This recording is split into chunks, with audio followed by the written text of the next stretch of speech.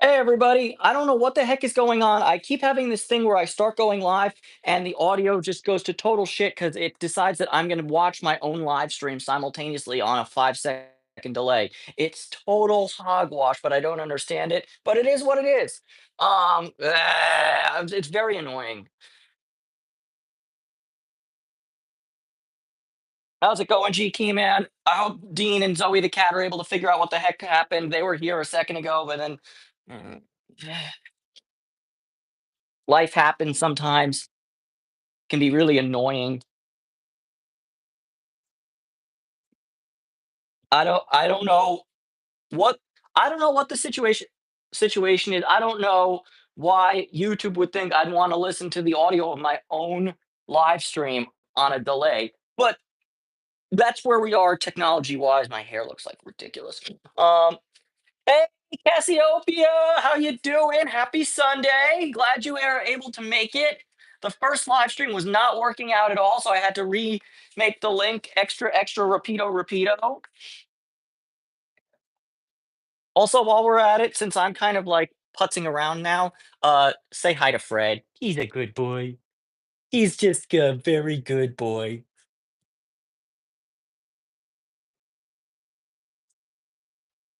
Possibly the best boy.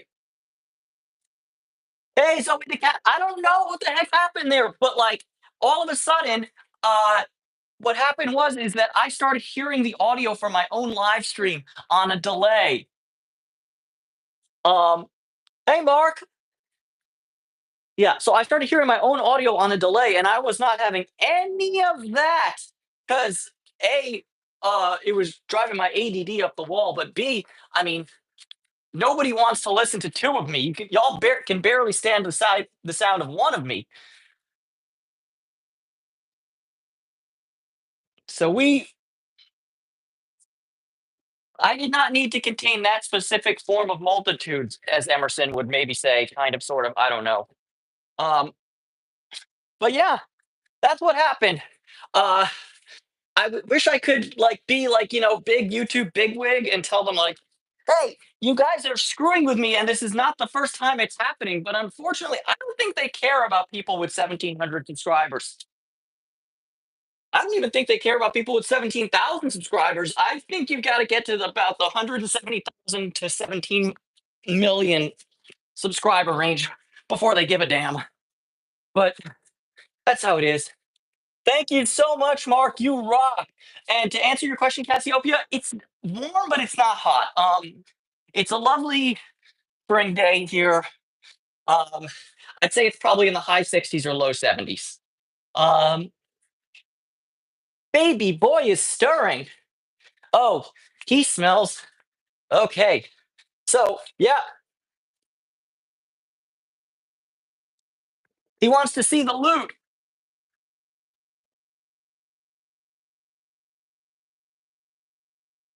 Oh, no, he's not going nowhere.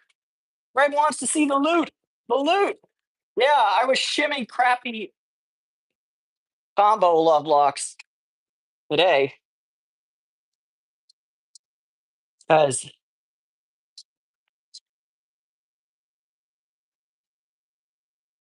why the heck not? That's why.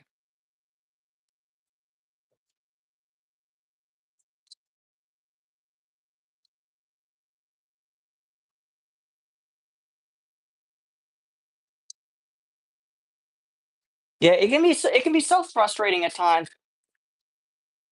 Look, I do not think for a second that I'm some sort of YouTube bigwig, but I mean, the YouTube of late, for whatever reason, has been having some serious technical difficulties, and I don't enjoy that. Also,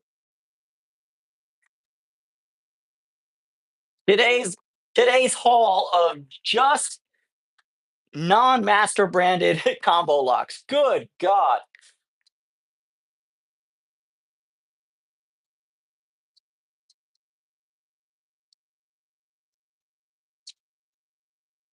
And hey, check this one out. Somebody actually left the key, and I found the key to their love lock. Whoa, Evan, God, you suck, dude. All right. Although I do appreciate Evan's blobfish drawing. That's pretty good. I like that.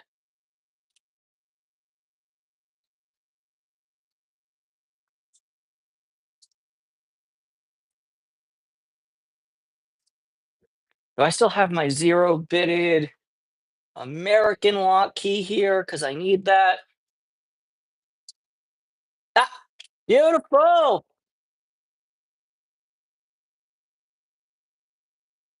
So Cassiopeia, in addition to being a cat feeder, I am also a lock picker. So I have requisitioned all these locks from a local Lovelock fence in Los Angeles because I don't approve of all the pollution. And I've made myself judge, jury, and executioner of everybody's love. But more to the point, I try to get rid of stuff that pollutes the environment and what have you.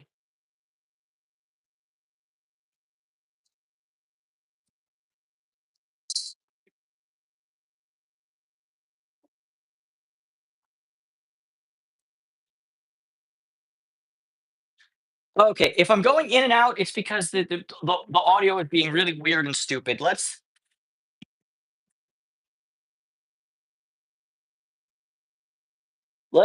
me try one thing. Also, I'm moving around, so that could also be a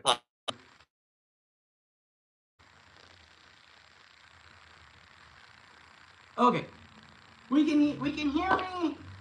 It's just sort of a weird thing. I'm moving around a lot. I have a bad case of cannot sit still. But yeah, what's annoying is I actually had to go to this same wall twice because yesterday night while I was picking, I may or may not have accidentally dropped my pick behind the fence in a way that I couldn't reach it. So I literally had to go back this morning, or this afternoon rather, and rescue my lockpick from the other side of the fence. That was annoying. That's why thank you, whatever this grabber thing is, whatever you call it. So yeah, you know, if anybody's in love and you wanna, okay, let's move so we're not shooting directly inside. If anybody's in love, please don't use these like cheap off-brand combo padlocks as your love locks because their rust prevention is terrible.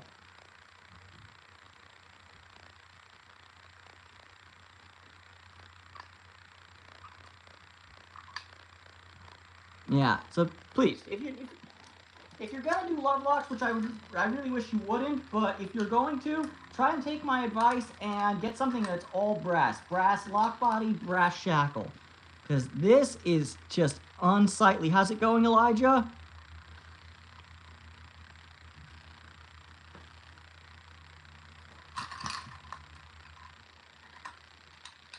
This is bad. This is very, very, very bad.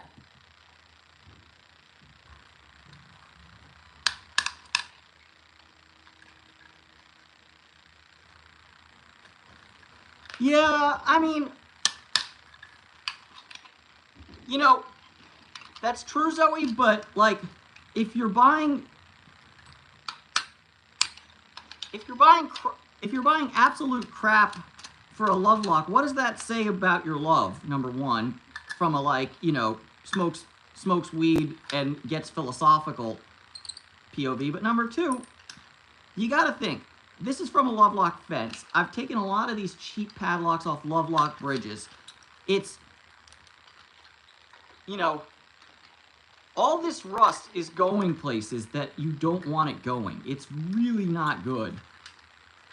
Oh, I'm pot shooting. Fred is still up there.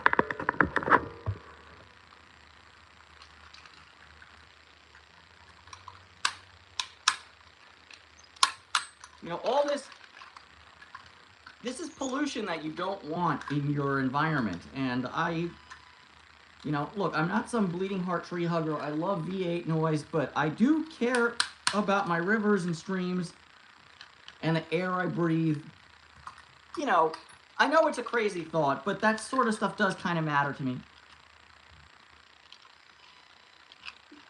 Love locks can have purpose and can have meaning, Cassiopeia. That's definitely for sure. in fact, here's a lock that I picked, and I'm going to actually be returning to the Lovelock fence because that's how I feel about it. Let me find it. Yeah. So here's one. It says Willie 2004 through 2019. That's got to be commemorating either the death of a child, which is very tragic, or the death of a pet, like a dog or cat. Either way, this I can appreciate, and this I can approve of. Do I wish they'd used a brass shackle instead of steel? Sure. But, you know, the sentiment I like a lot. For whatever reason, I do see a lot more honest. I do feel a lot more warm fuzzies. I love my Willie too, Zoe the cat, but we can't talk about that in public.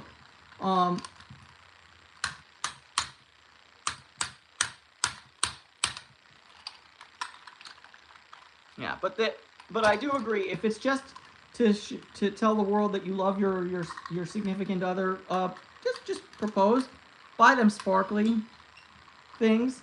People love sparkly things. I'm a Leo, supposedly. I don't really engage in that sort of crap, but Leos love sparkly things from what I get.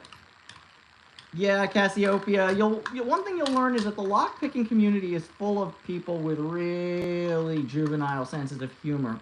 Myself being one of those.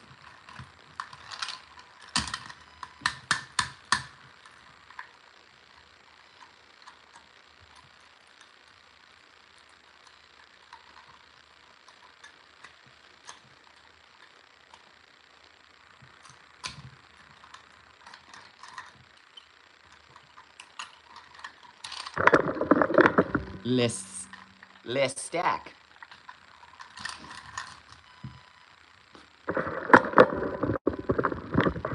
Okay, everybody. There, Fred. All right, y'all ready for this? Y'all ready for this?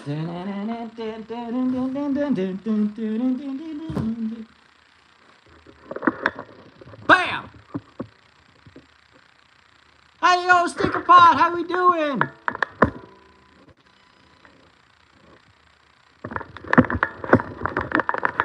Let's find the end of this chain.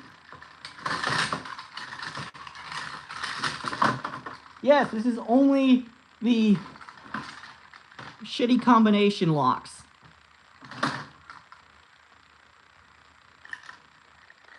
Now we add even more to the chain. The chain grows.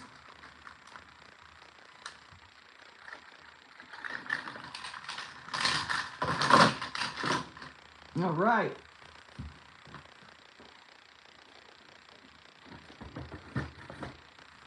Okay, the cat people are filtering in their boat anchor. Oh, but I couldn't inflict that amount of rust on the fish. That's the problem.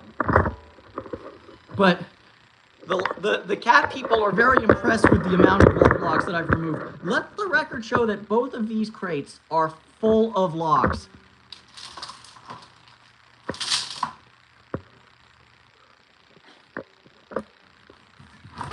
As is this one underneath Fred. Fred is not full of lock, however. Fred is full of kitty cat. Meow. Fred is such a good boy. He's the babiest baby boy. He's a baby boy. He's a baby boy. Yes, he's a baby boy. Baby boy.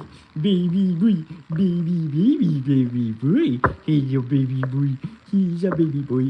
Baby boy. Baby boy. He's a baby boy. The babiest of baby boys. All right, let's pick some locks. Why not? All right, I think I might have caught the weed-related stuff in frame there. Or am I a collector? I'm Mark. Unfortunately, I think I got the strain of ADHD where I collect everything. So yes, I do have quite the lock collection. We'll go quickly around the house, and then, all right, first off, let me remove the paraphernalia. It's all legal in my state, but nevertheless.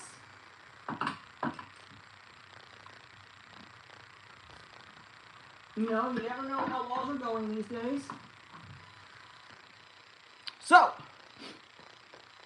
on the collector front, yes, Very much so. Here's a bunch of locks. Here's a bunch of Yale 800 series. Here's even more locks. There's Fred, still chilling. All right.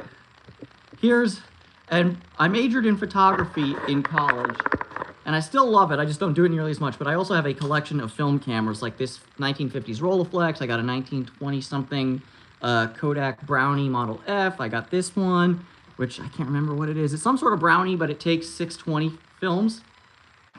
So it's very hard to find film these days. I got a Nikonos 3, Contraflex from East Germany, Olympus OM1, an Exa also from East Germany, another Brownie. I love brownies. But I got my Master 19. So these ones are not for preservation. These ones are, I'm working on a secret art project that I'm not going to discuss, and if I have any extra, I'll give the ones that are like kind of decent to pick. I'll try and pay them forward to the lock sport community for little or no money. But yeah, but I do have, you know, you want to talk fishing sinkers, this is the biggest lock, master lock ever made. It's the number 19. Here it is next to a more normal sized master lock. And yeah, so I do definitely collect valuable or interesting locks, like this 29. Yes, it has an M-Heart core. I love putting way high security locks in master locks. Or this, hey, Mr. Pajamas. Or this, this is a NATO Mersey lock, which is actually upside down at the moment.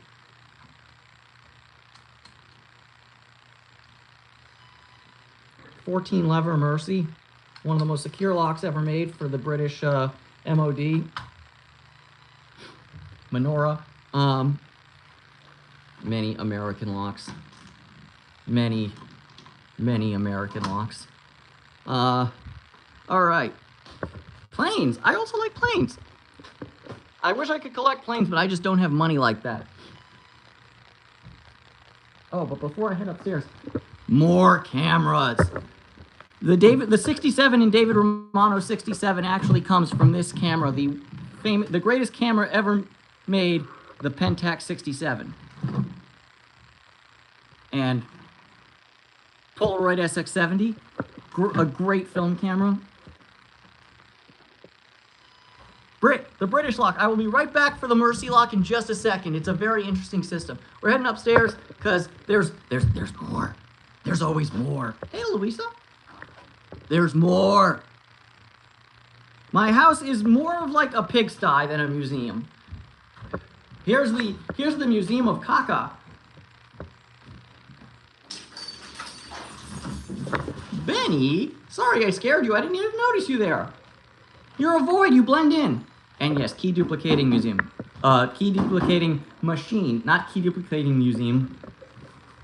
Pins, all the pins.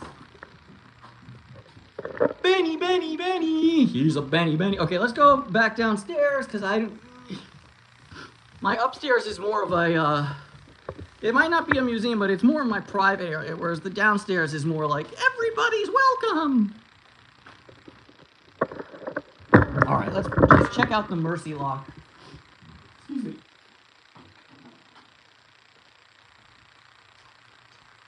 Scheiße! Oh, lost key. Or lost the, Okay. So this is called the Mersey lock. It was used by the British Ministry of Defense. And it's one of the most secure locks ever made. It was used for safes primarily. And the most important thing about this lock, beyond the fact that it's very difficult to pick, and no, I have not even tried to pick it yet, is that it has exceptional, yes, NATO code. And it was made in 1991, so it's a little bit older than I am. The most important thing is that the key and the lock were serialized to each other. So here we have serial number M041435, and we will find the key has the exact same code. If the key itself to this lock was actually held in a combination safe, which was protected by a safe lock called the Chubb manifoil. which is one of the better dial combination locks, and it was called Manifoil because it foiled manipulation. But not a joke, although there is a certain rim shot nature to it. But, you know, what's amazing about this lock is that you can actually, hold on, you can actually see the key inserted and how it interacts with the levers on the bottom and on the top to retract the bolt. So yeah, I was very lucky to get this. It's an interesting collector's piece, and you know, if I didn't get it, I didn't get it necessarily to pick it, more to just have it because it's just very cool. And final thing is that they all come with this plastic shroud, which can only be put on or removed by the key. But once the key is inserted, removal of the shroud is very easy. But yes, it's a fascinating lock. It's a fascinating mechanism, and these little machines, just the way watching how they work is, you know, is very fascinating, and I like that a lot. I also think the key is very cool with this kind of wing-shaped, you know, situation. Most double-bitted lever locks are not going to have this Y shape. They're just going to be a flat key with bitting on either side, kind of like a flat skeleton key. But this is special. All right. Yeah, it's a fascinating mechanism. You know, lever locks or lever locks are just not very common in the United States. Unfortunately, they're still very common in the British Isles and other parts of the world where the Brits had a lasting effect on the lock industry. India, for example, still has a large lever lock industry because of the company Godrej that used to make nothing but lever locks. It's a it's a system that's not very like I said, it's not very common in the United States anymore. It did occasionally show up, but we really these days only use pin tumbler locks in the States. Occasionally you'll find for like bike locks, you'll find something like this, which is called a disc container lock. I'm sure you've seen something like that on, like, if you bike on a kryptonite, where you insert the key, and much like a safe, I'll turn the flash on again. Much like, and this bar is what is called the side bar, is what's keeping everything locked. So when you insert the key and turn, you'll see a bunch of gates, these gates, line up with the sidebar and allow the lock to unlock.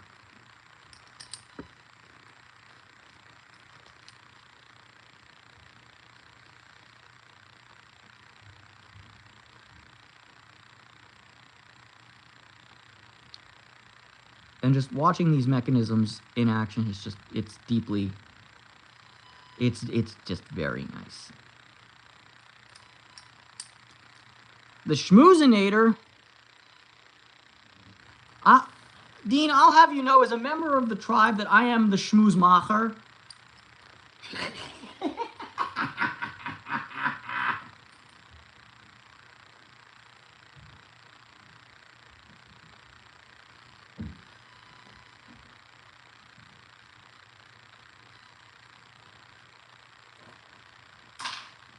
Especially good if you, if you're a member of the tribe and you speak Hebrew.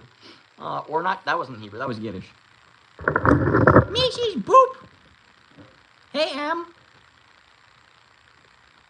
Hey, Em! I haven't picked a single... Hey, Mrs. Boop! Okay. Oh wait, this lock is not for public consumption yet.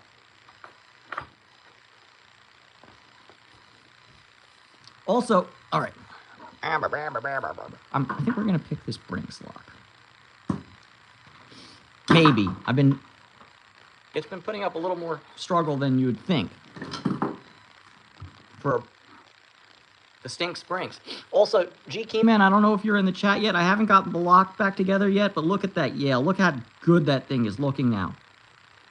Dean, you were with me in the live while I did the Yale. Look at that. Look at how clean that thing is looking now. And also Shackle too.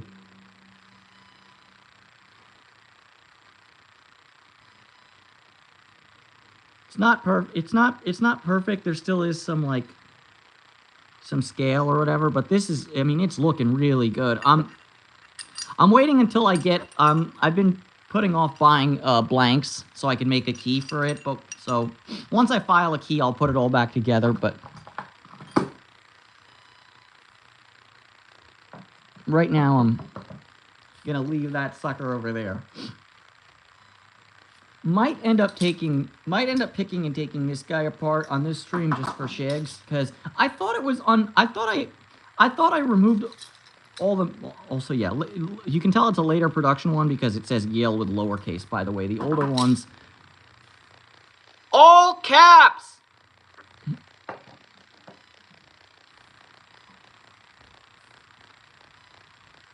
Okay, but yeah, that's coming along quite nicely. I like it a lot. I like it a lot. Right.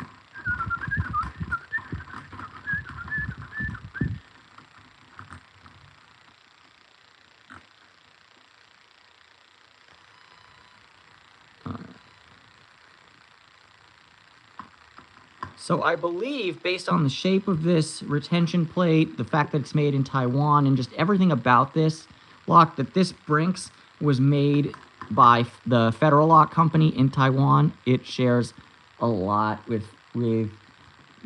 Federal Locks, and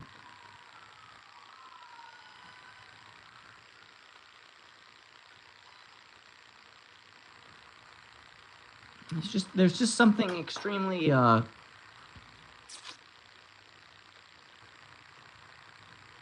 there's something extremely Federal Lock looking about this. Squiggle muffs? What squiggle muffs? What you talking about, man?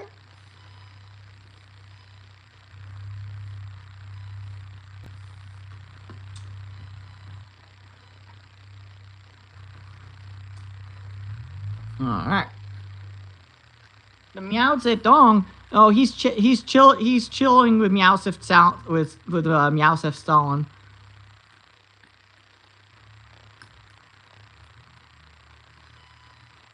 Yes, Mark. I have a key duplicating machine upstairs, and I've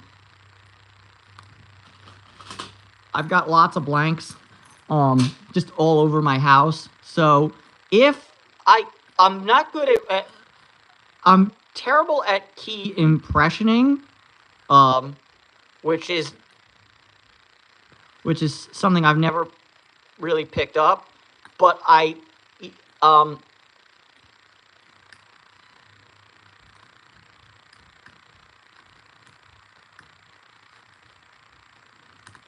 basically what I do to make a key is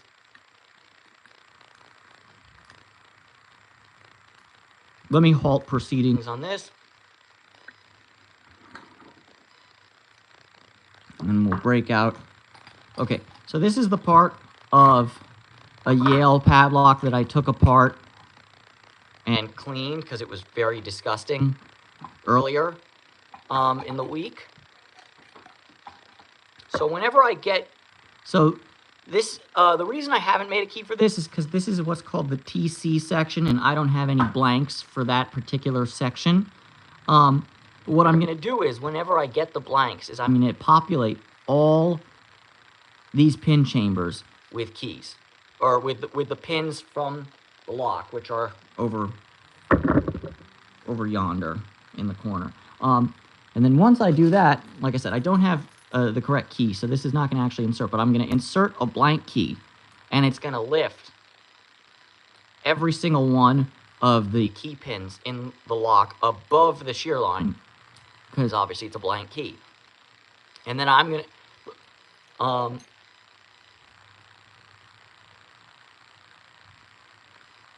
you know what? Actually, let me give a quick example. Not with that lock, because obviously I don't have a key to it at the moment. I don't have a key for it. I got nothing. Oops. But all right, put that back in. Yes, for the record, yes, for my deconstructed locks, I really enjoy storing the parts in empty pill bottles. They're just, it's handy. Let's do this. Let's do this Brinks. This is another Brinks. All right.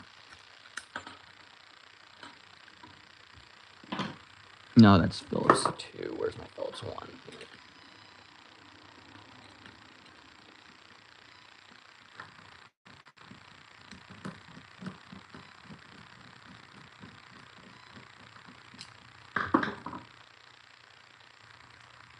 Wow.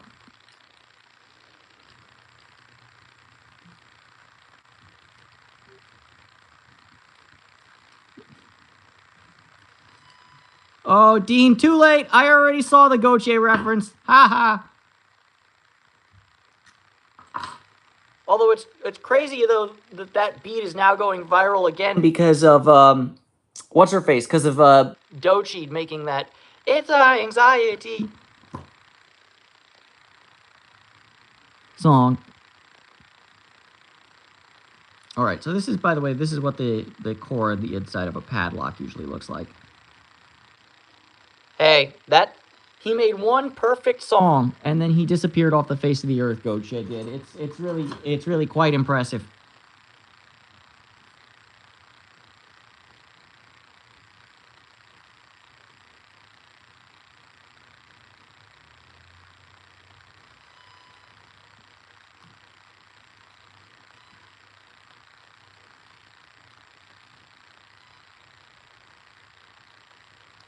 Exactly. Let me take this sucker apart really quickly.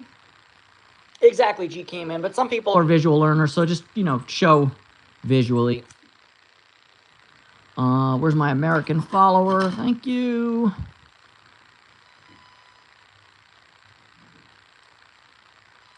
It's my anxiety. Anxiety.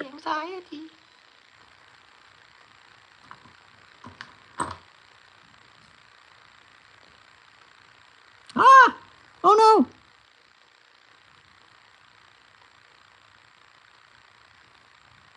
Was this thing master keyed?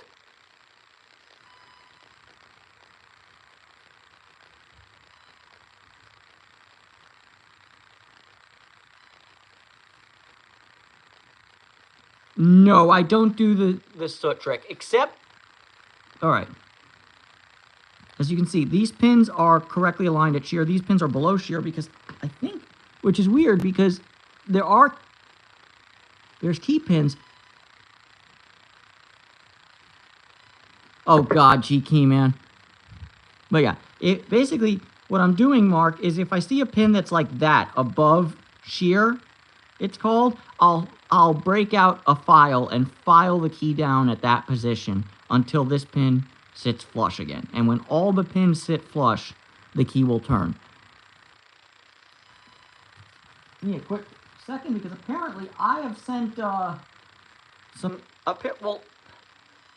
I did not know that this lock was master keyed until just now, which is rather annoying, actually.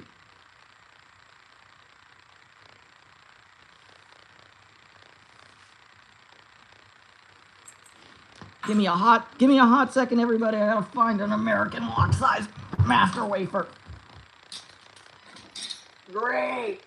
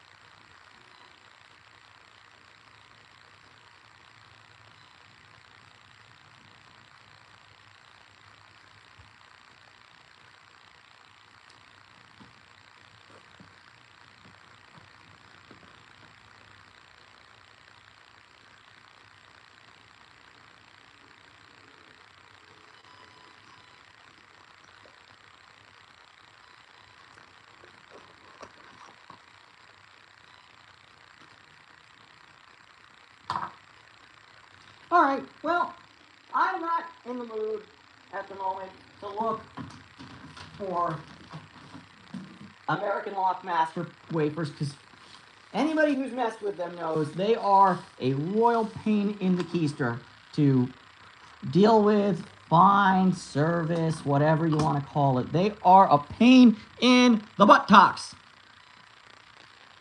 But what I have is a pinning kit. Ha-ha! So yes, let me actually show you, Mark. This is a blank key for the same keyway, and if I insert that into the lock, it's going to lift every single pin above shear.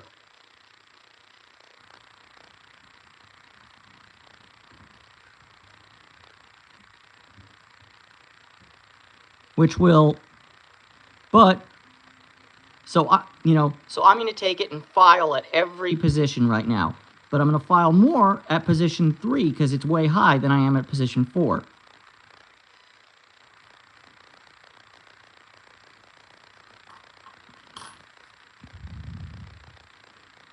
I also have a problem because I have the pinning for that Yale padlock over here, and I have the pinning for a Schlage kick over here, and I'm running out of space, me lads.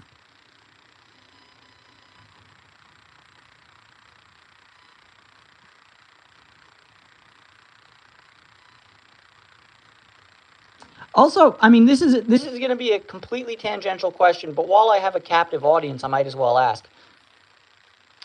This is more for the cat people than the lock people, but so, just so you know. But do y'all ever find... So the spacing is regimented. It's not blank. So what you can do is with no pins in the core, you can insert the blank and take a Sharpie and just literally through the pinholes, Sharpie on the actual keyblade to know where they are. Also, you can also, if you want to be a little bit more percussive, then you can take like some sort of metal object that's harder than brass, like a steel punch of some sort, and actually like insert the steel punch into the hole and just down on the key so you get a physical imprint. But I don't like that because it's more damaging than the Sharpie method. But yeah, back to original thing. I've been finding these all over my floor, and I'm thinking it's some sort of stone for my cats. Hey, Mish Boop. Does this look like some sort of stone from a cat that's being passed by any chance?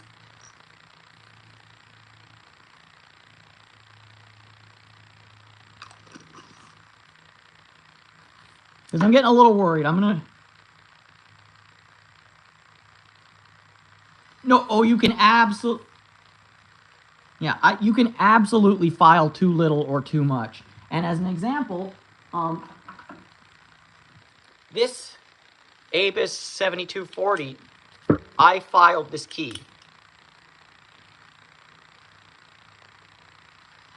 But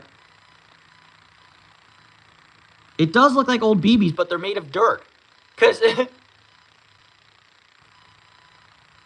Yeah, I have no idea what it is. It's really confusing me. But yeah, this key was hand-filed by me, and it's a little bit low in one position. So when I put it in and turn a little bit, nothing happens. But when I do that, still nothing happens. But if I jiggle, now it aligns at shear. Mouse poop.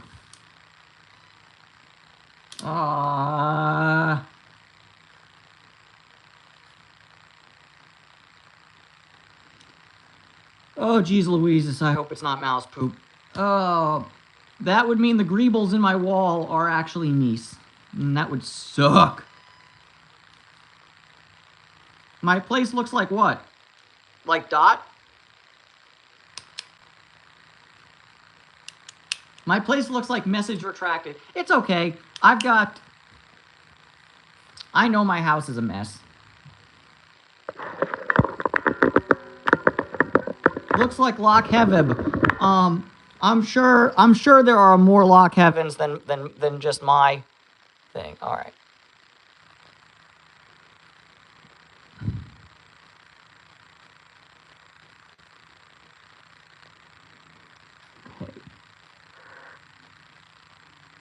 So what I've done here is I've removed the key pins in 1 and 2 chambers because I cannot find the master wafers.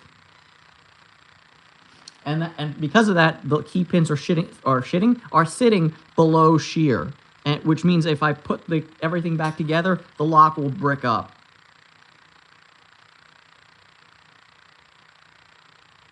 Yeah, I've seen Inferno's desk. All right, so that looks like pin 1 looks like an 8 cut, and pin 2, the key currently in there is a 3, but that's looking more like a 5. I'm just gonna guess on this one and see if I'm right, and if I'm wrong, it's not the end of the world.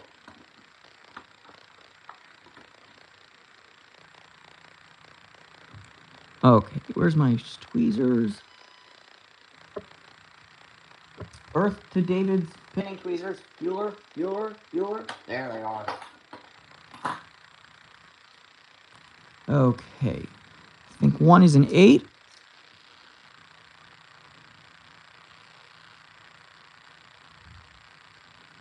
And let's just confirm that.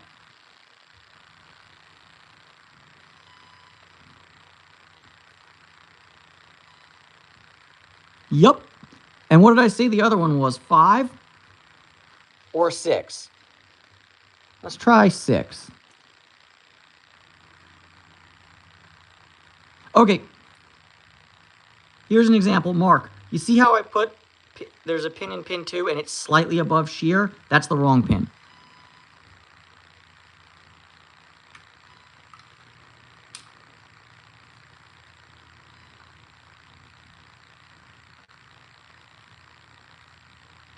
Did I originally say 5 and then I chickened out and called it 6?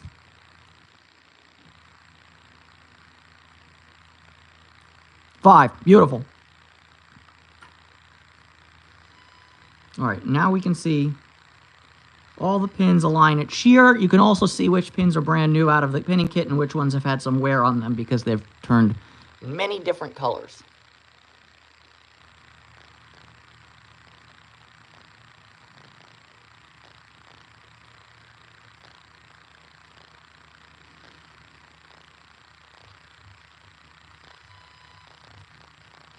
Oh no, Dean. Don't.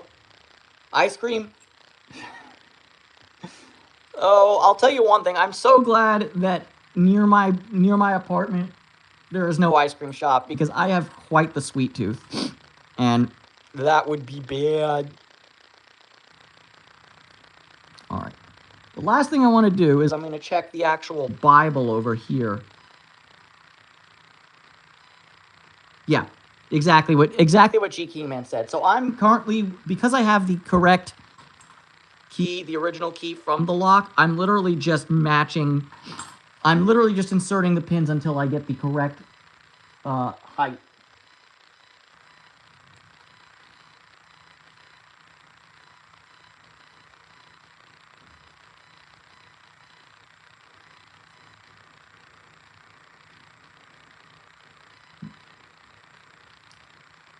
Oh my god, there's master wafers in this chamber too? Shice gang. Alright, that's what I thought. We're going to remove all the mastering from this lock.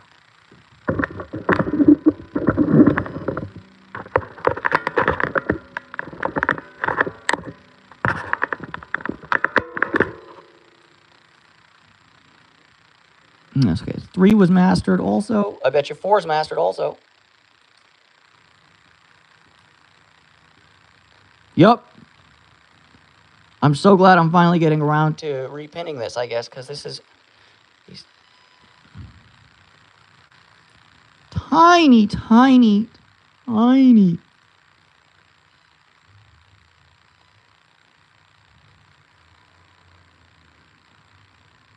Okay, 5 was not mastered. But 1, 2, 3, and 4 were all master keyed. Oh, good lord.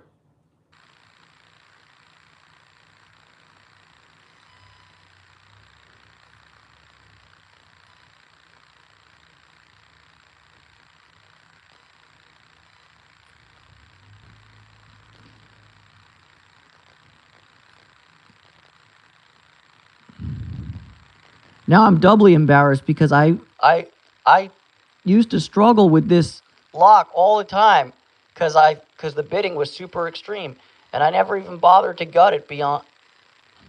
And now I'm finally getting around to gutting it just to show Mark what a pin tumbler looks like in operation and how I can make a key. And I'm finding out that it's a master keyed lock.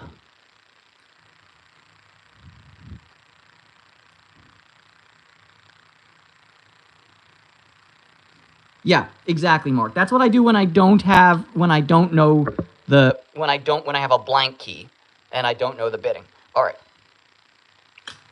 Now it's time to remarry these bits. That would also explain why I was hearing lots of clickety clacking, because they're all #1 masters, and so they were getting caught on this lip. That sucks.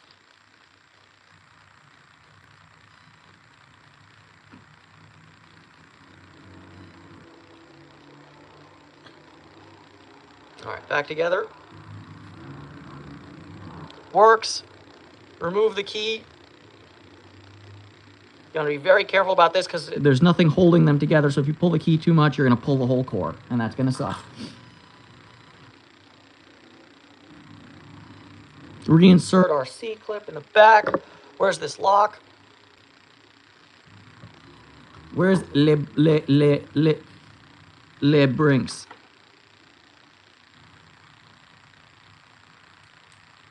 You do leather working, Dean?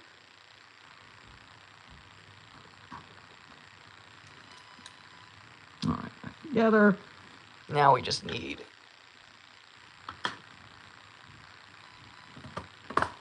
the screw and the bottom plate. Oh wait, the screw's in the lock still. Have you ever thought about making like a pick case for like Jimmy Longs or something?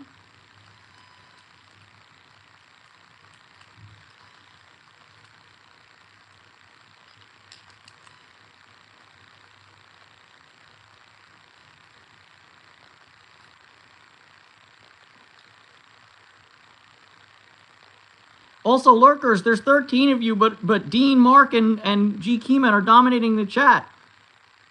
Come on, lurkers, make yourselves known. So, say something in the chat, lurkers. Say hello to my little friend. Oh, making a case and maybe a pinning tray. A leather pinning tray would be very fascinating. All right. Moment of truth. Back together. And does the key still work? Yay!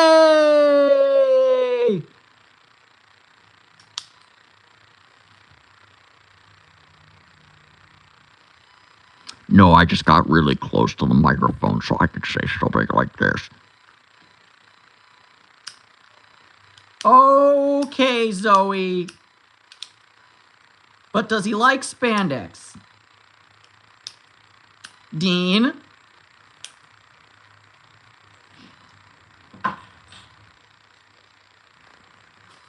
Also, for you guys in locks who like picking American locks and whatnot, padlocks, this is $20. Get it. It is worth every penny. Yes, Miss Moneypenny. As I was saying before I was so rudely interrupted, this is the American lock pinning kit, minus master wafers and all the stupid extra shit that you don't need. It's just the pins and some other stuff. And yeah, recommended.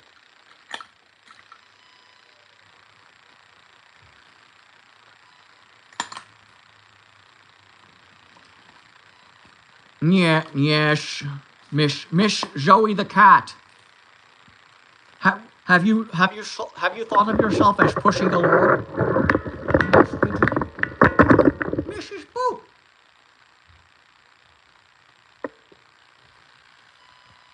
.007. No, G key man, the spacing in pins is .005 you're thinking of. I also think in one of the Bond movies I think in one of the Bond movies he did have to like avenge the death. That was 008. Or no, 009, right?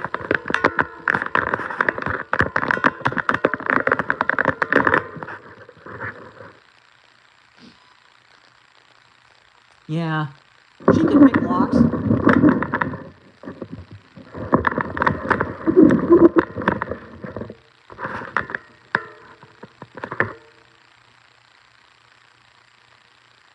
Mew.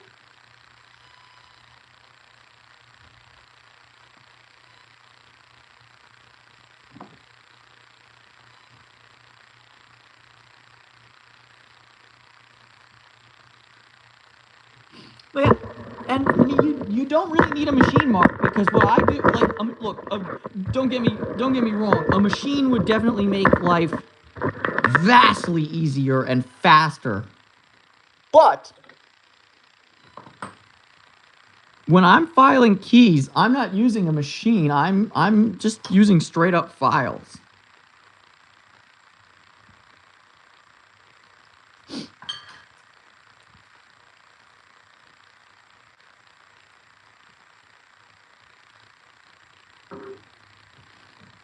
Excuse me. All right, we were gonna pick this other Brinks, and then I got so distracted by the I was gonna say pleasant surprise, but it wasn't pleasant to find out a lock that was giving me way more trouble than it should was master keyed.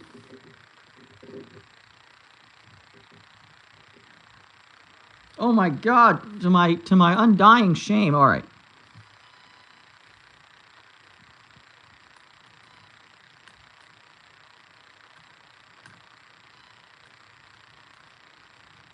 We're picking locks. We're dropping.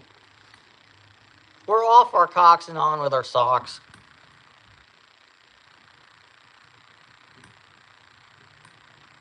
Asses and elbows, gentlemen.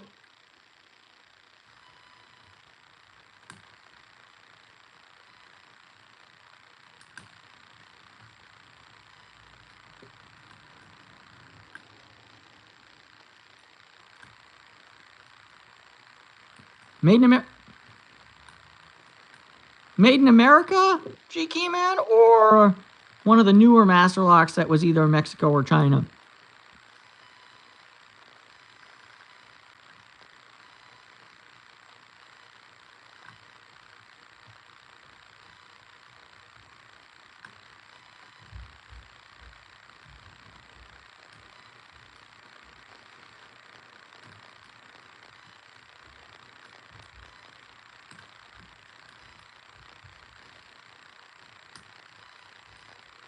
Exactly, Mark.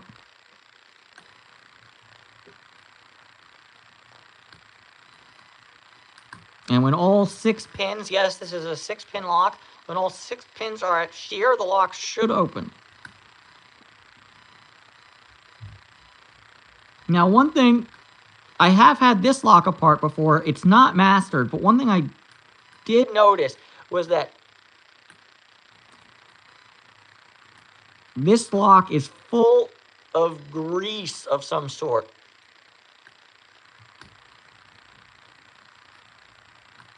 Like a heavy grease of some sort. And that's gross.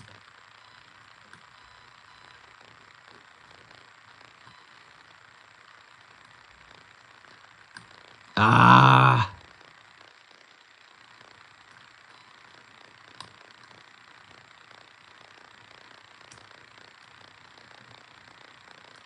I mean, look, don't get me wrong. It's still the same 4-pin crapalicious core that's in every master lock. But yeah, I mean, definitely I get excited when I see a Made in USA master lock.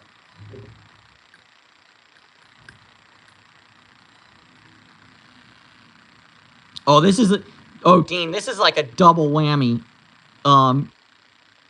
of grease, because they like to grease them, but this particular lock came from a machinist that passed away who probably greased it to make it work smoother.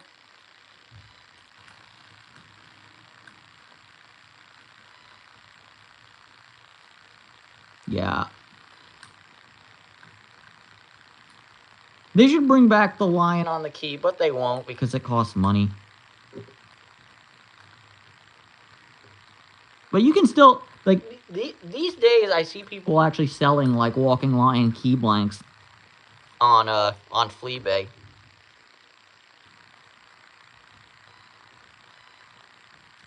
One day I'd like to take a 4-pin master lock core and make a challenge lock out of it, just to see just how much. I mean, it's kind of like trying to squeeze blood from a stone, because I mean, how challenging can you make a 4-pin lock with terrible tolerances? But I think it would be very interesting to see just how much evil I can squeeze into a master lock core. Bunch of pin and pin stuff, trap pin, make a sidebar for it. I don't know, something If I were Jake Gabriel, I would do magnets.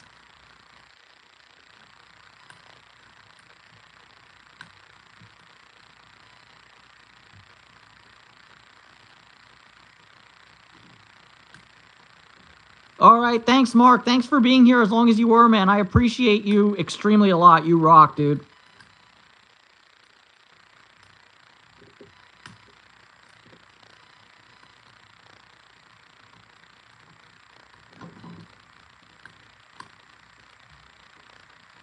Mrs. Boop, no.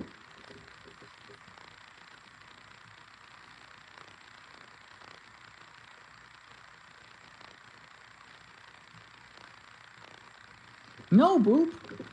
No.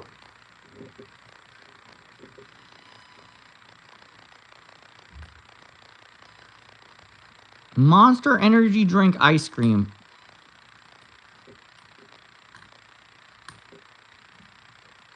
I would just want, like... Wouldn't that just kind of be like an acai bowl? Like, because I think guarana and acai both come from South America somewhere.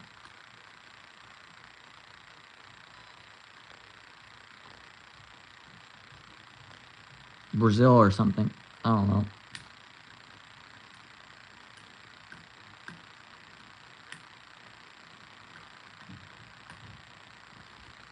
But yeah, I do love Made in America master locks. That's actually the only reason I'm hanging on to this long shackle Master 22.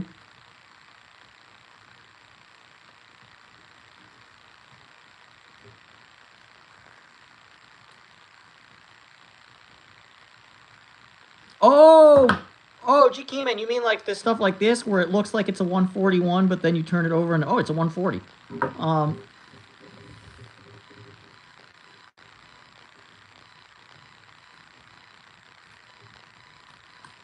Oh, Mark, don't hold your breath, because I've yet to pick this sucker, and I don't know if today's the day. Yeah.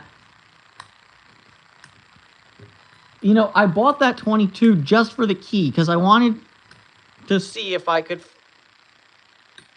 file a skeleton key for the 22. Because it's a very common love lock, but unfortunately, the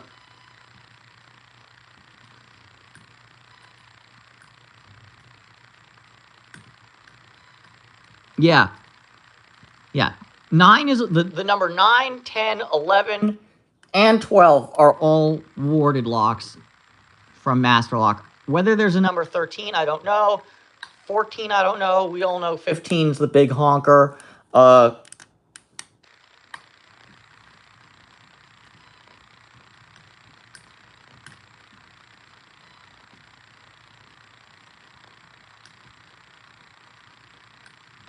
But I also, like, really, really need, like...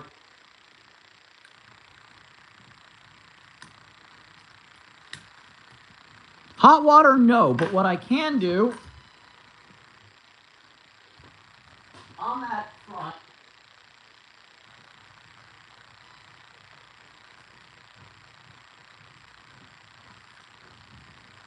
Picksmith would not approve, but this is my favorite lock lube, and I will die on this hill.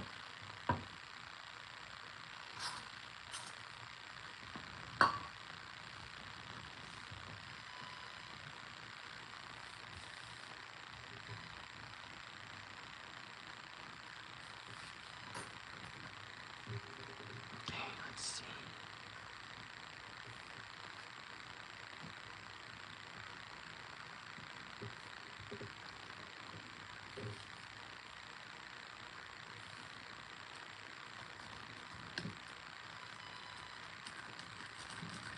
Yeah, unfortunately, I'm not McNally, so I don't use Astroglide for that.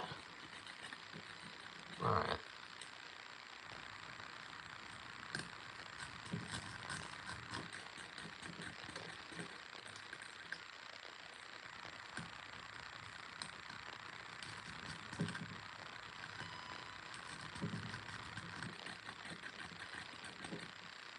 Oh! What's up? I raked that bitch open. Let's go! So the spray stuff mark is Houdini. Oops, Houdini. It's a lock lubricant. It basically it uses PTFE as its primary lubricant, but they don't want you to know that.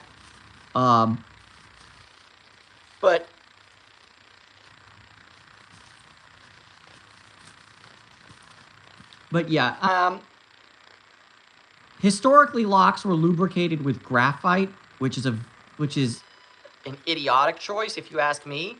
Because why would I want to put little bits of rock into my lock to lubricate it? You know, I'm sure... Oh, no.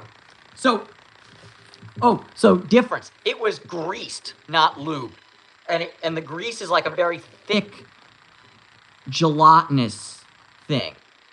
So there was grease in the core. Like, for the lock pickers, it's like that grease when you get a new master lock. The inside of this lock was just drenched in that particular flavor of grease, that like sticky, goopy, like, we're talking about a substance that's almost like if honey was like crystallized, like starting to come together, something very thick, whereas that lock lube is a very light bodied thing. It has a consistency much more like water than syrup. Yeah, you want to use it. Yeah, something like gearbox lube, something very heavy, like a Lucas red and tacky grease, something like that, but not red, but something like very goopy. Whereas with a lock, you don't want goop because it's all small bits. You know, you want something very light that's going to allow all the parts to move nice and happy. All right. I have successfully raked this sucker. Let's see if it's still as lubey as I said it was. Phillips head.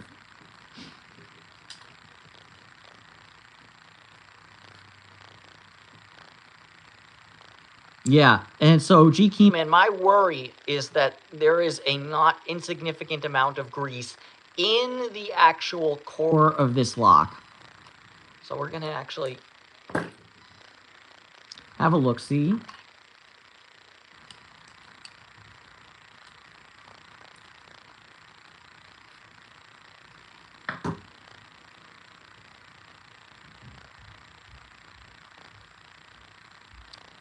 I would hope so, yeah. I wasn't even actually trying to open the lock then. I was using a pick called a rake, which basically it has multiple peaks to it, whereas a hook, oh dear, whereas a hook would only have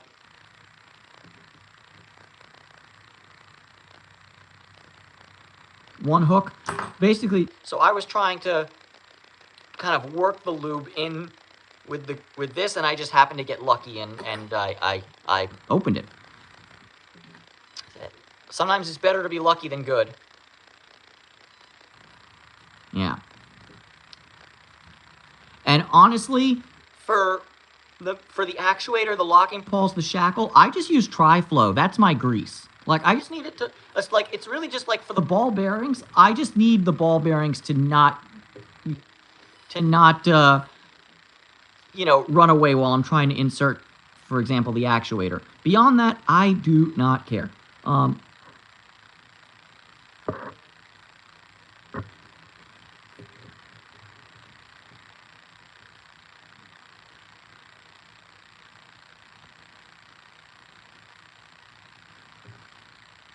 Yeah, she's moist. You can actually see some of that grease on right there. That's that nasty, nasty, nasty.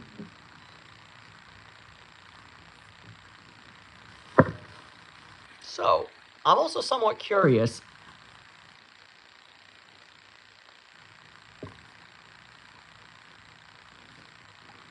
I'm curious how this sucker is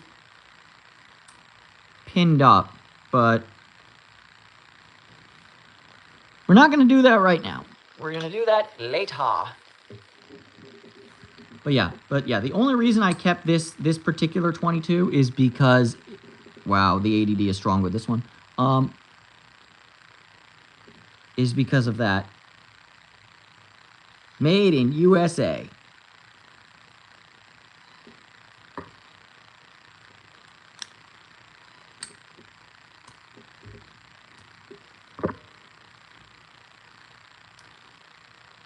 All right, Mark. Thanks for hanging out. I'm rather surprised I got that sucker open for you.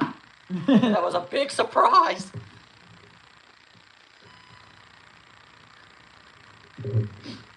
All right, we've been going for 69 minutes. Nice. Well, we've been going. Sorry, I keep forgetting. We've been going on this stream for 69 minutes. Let's not forget the 1 minute that we had on the other stream before the audio went to shit. So we're 69 with one extra finger doing.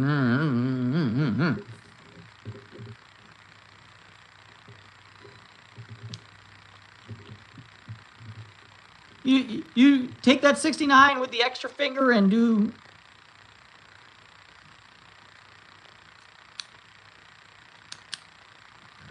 To quote the late great George Carlin, now I figure I'm 69 with one finger up my ass.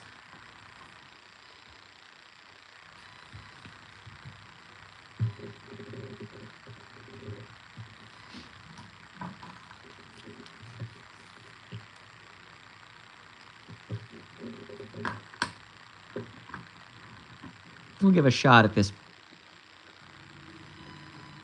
sucker. Bottom of the keyway.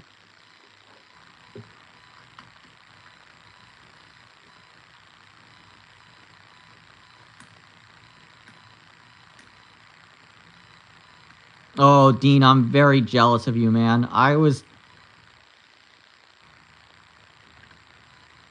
too young to catch George before his death, and I regret that a lot. Yeah. There's definitely like a,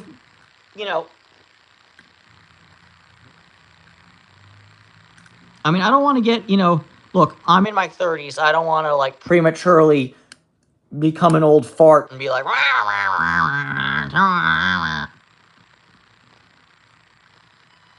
but one thing I miss tremendously from my youth, and I think I might have mentioned it, but when I was a kid, my family used to go to New York every summer to spend a month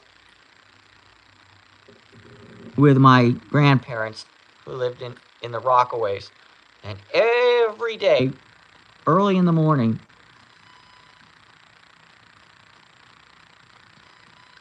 you'd be woken up by the sound of Concorde flying overhead as it was on its climb out towards. Usually, usually in the morning it was the BA flight, so it was heading to Heathrow. Sometimes it was Air France and heading to Charles de Gaulle, but either way.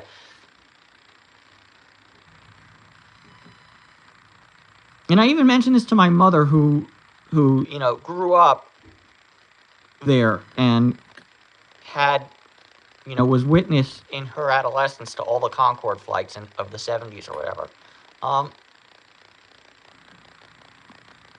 The fact that I never got to fly on Concorde makes me tremendously sad. And I know Boom Supersonic or whoever is working on a new super fast plane, and that's great. It's not Concorde.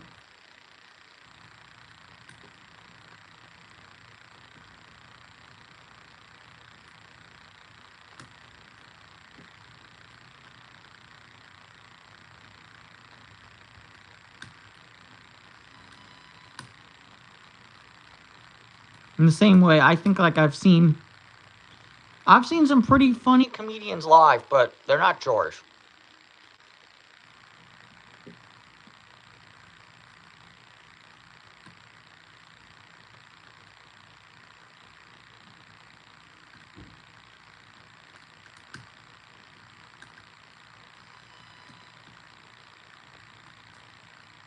And honestly, in a way, I'm kind of glad he's dead, because I think if George was alive right now for 2025, he'd probably kill himself.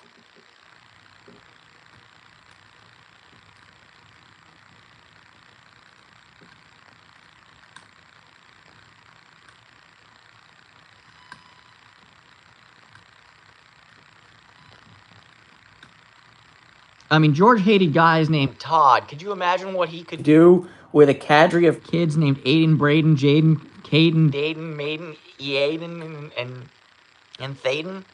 Jeez Louise, he'd have an aneurysm.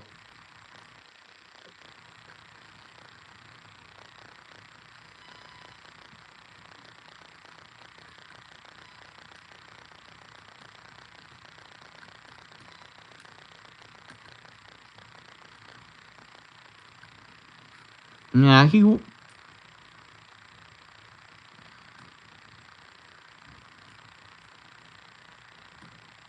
would definitely say, "I told you so."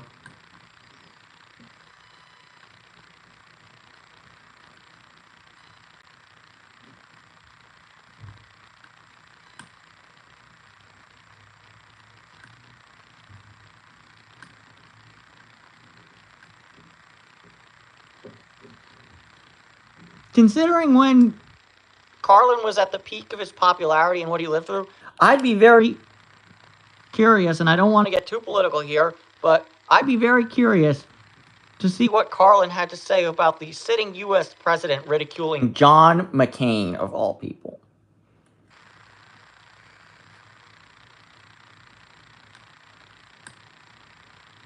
Because look, I'm no great fan of McCain, but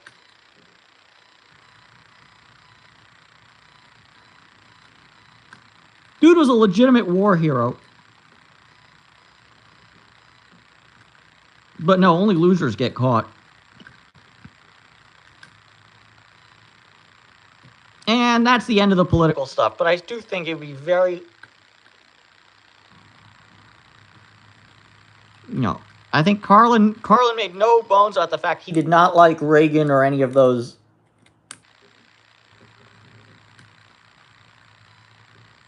right-winger types.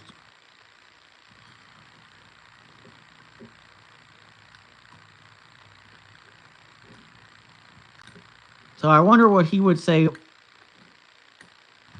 about a Republican.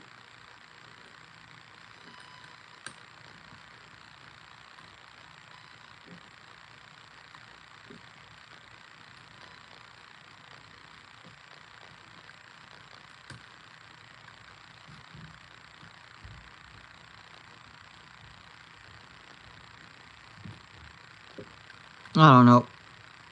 Georgie's goes for president.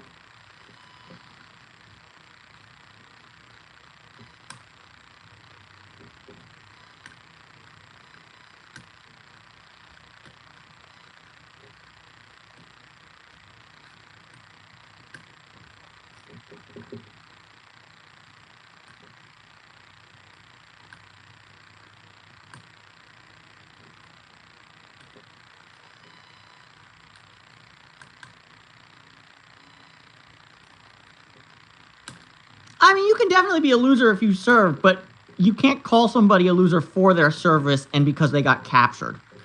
You know, you want to call a serviceman a loser. Robert, or what's his fake? Yeah, Robert. Yeah, Robert Calley is there for the taking. In fact, everybody who was involved at the My Lai massacre is, you know, they're losers.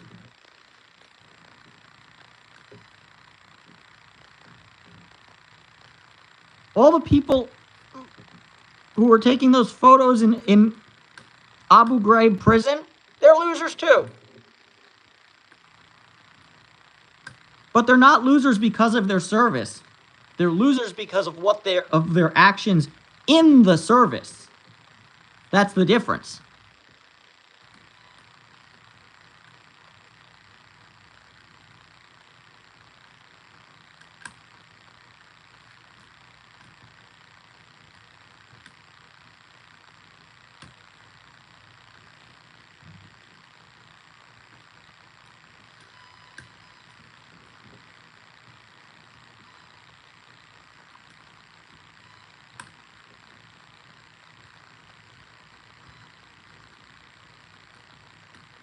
I think it's just an unfortunate thing that we expect certain walks of life and certain professions to just be of a higher moral standard. And it's often the case, you know, for people who are in, you know, in the services, in who are first responders, who are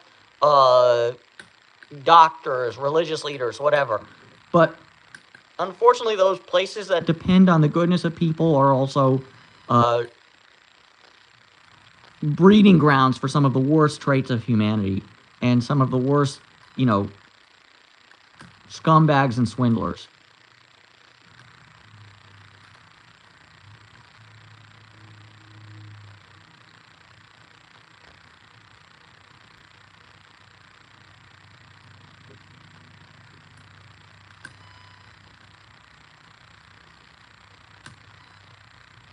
Hell yeah, G Key man.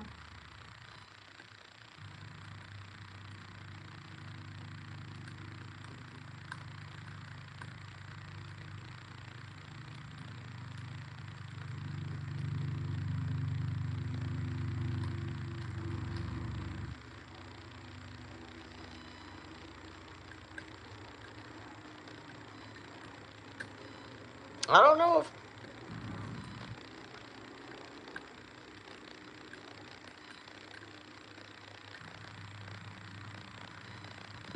this 98 Pro, maybe it's not the day for it.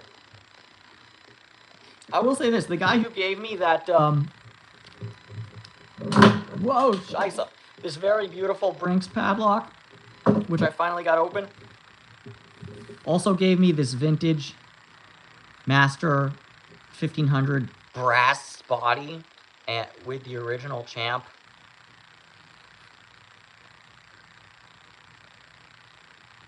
Logo. This is very cool in my opinion.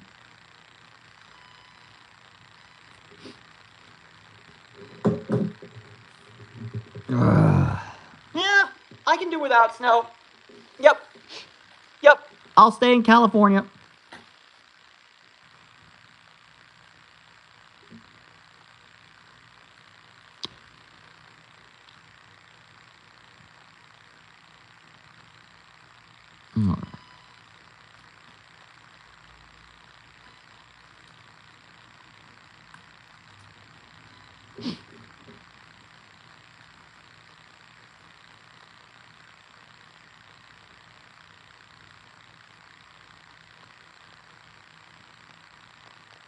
Yeah, so I have access to a 2000, I have the PDF with the lookup table. it's a little out of date, so all the new master locks don't work, but yeah. For that brass one, it absolutely worked. The code is 2418.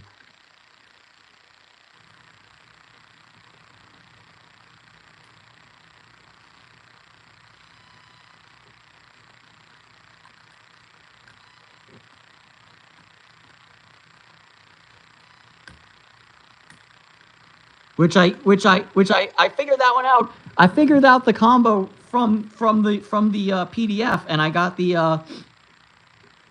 and the lookup table. And then the minute I got home, I was like, hold on, hold the phone.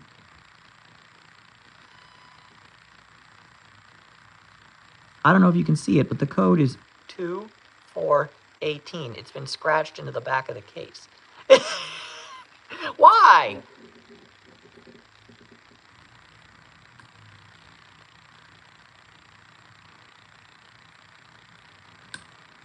Yeah, G Keyman, shoot me your it's gonna be too big for Discord, but shoot me your email in a in the messages, and I'll email it to you for sure.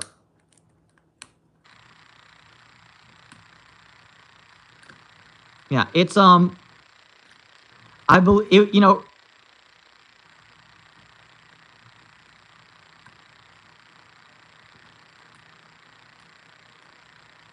Yeah, in case I forget.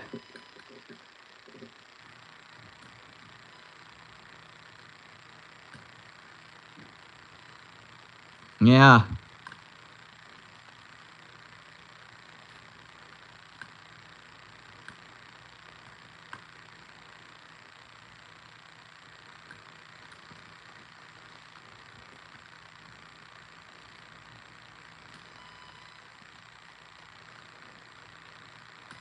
What security? I don't know what security is.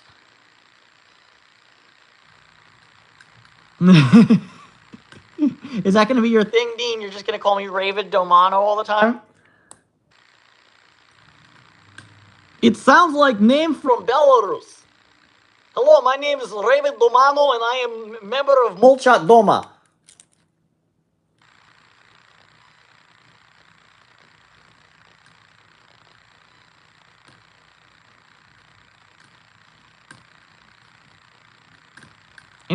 Anybody in chat fans of Molchat Doma by any chance? They're a Belarusian post-rock band. Kind of cool.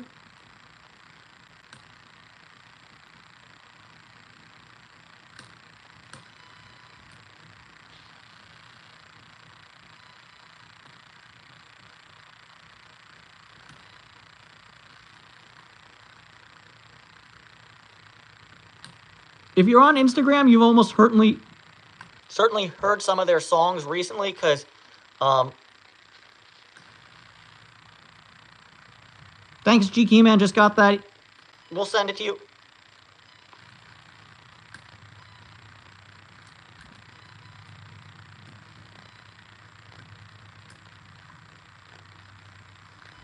Oh yeah, they were.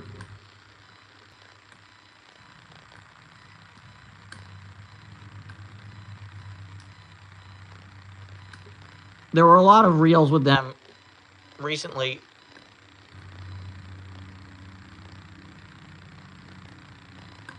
Which I actually quite like. It was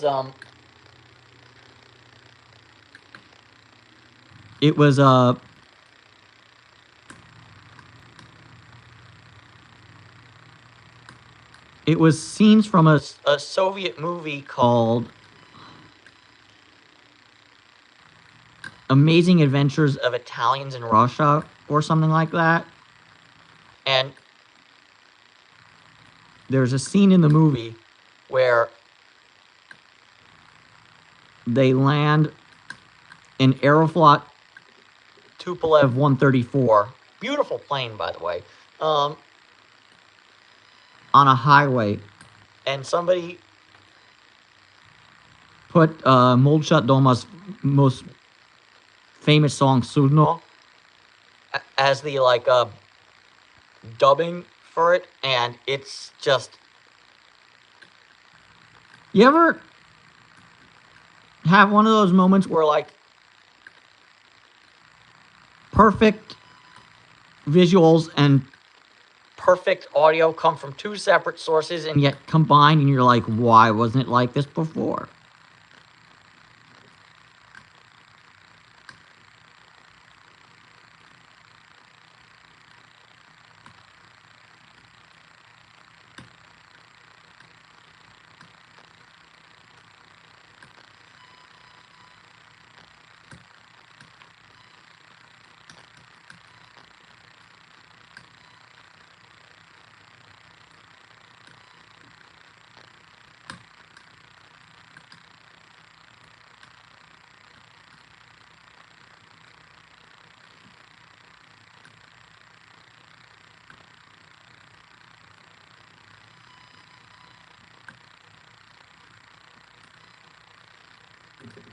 Alien weaponry, never heard of them.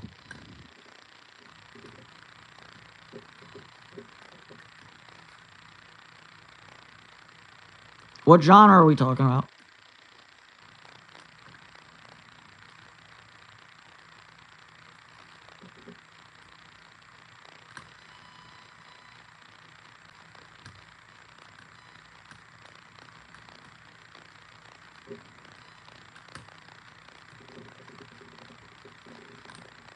I'm kind of, musically speaking, for anyone who's interested, metal, alright, I'm down with that, yeah. I'm down with pretty much any genre of music except modern country. The, like, bro country, I love Beer America and Lifted Trucks is just so cringe to me, like, it's bad. That's the one thing where I'm like, you play that shit, we are not hanging out.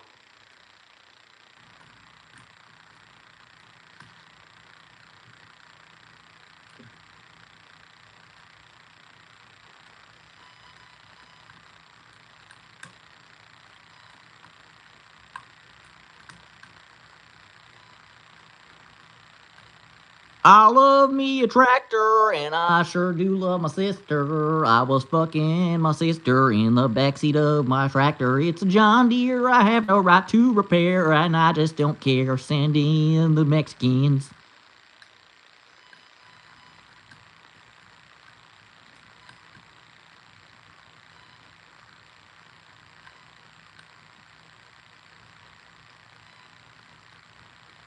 Oh, that sounds dope. I gotta check that out.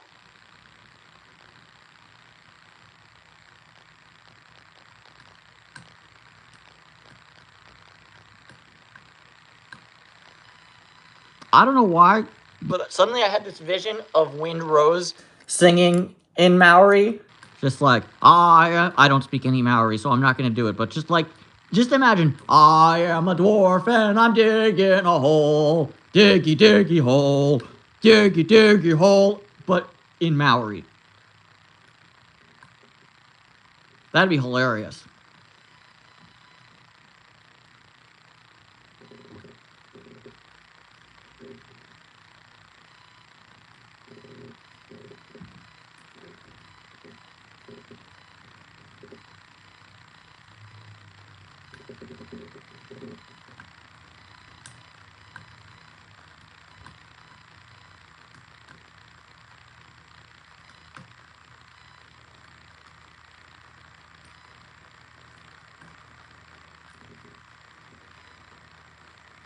You know what's embarrassing as all hell? This particular 98 Pro used to be the lock that sat in my car that would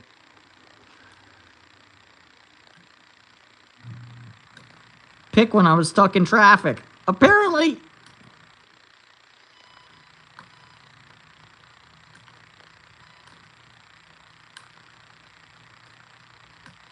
the degree of difficulty has gone through the roof in the intervening time since I took it out of my car. Huh.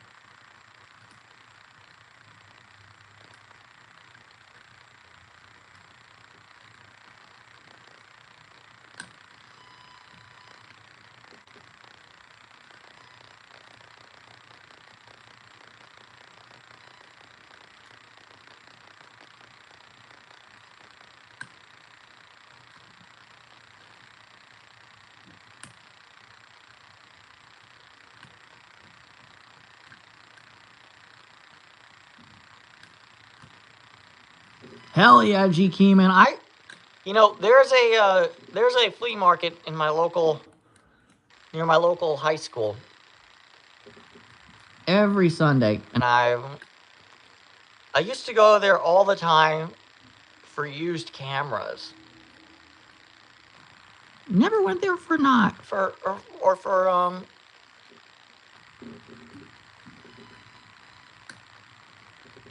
lock stuff. I should do that next week. No, wait, but next week,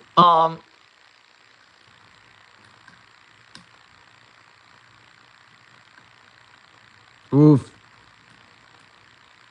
Oh, but... Oh, hell yeah, for $1? Okay, I'll take the time. Because I was going to say, sorting pins is nobody's idea of a good time. But...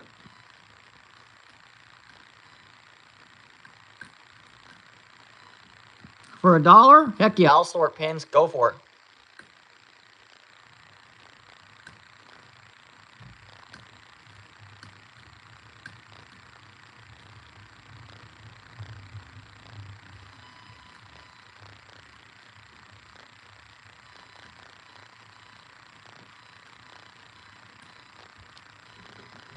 I'm really not liking...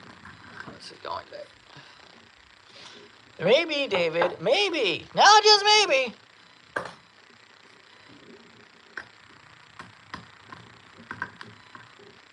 Lower your degree of difficulty.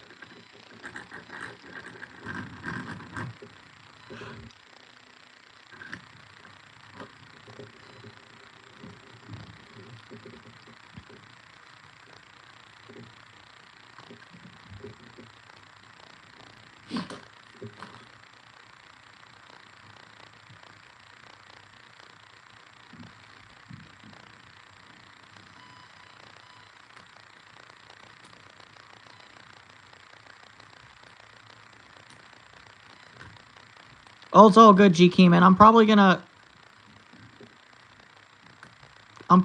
call the stream sometime soon. We've been going for an hour and a half. And I'm meeting my mom for movie night at 7. So I'm gonna take some time, just, get some housework done. Make sure my cat's litter boxes are clean, blah, blah, blah, blah, blah, and all that.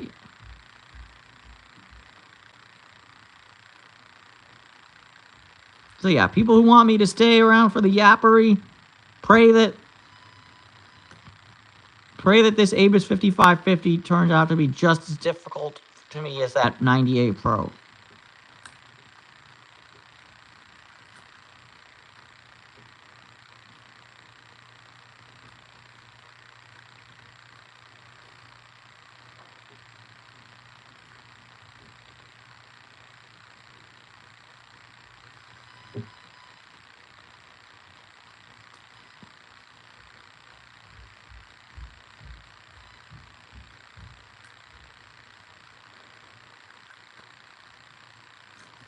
I'm gonna overset something here. Oh man, double whammy, and I drop.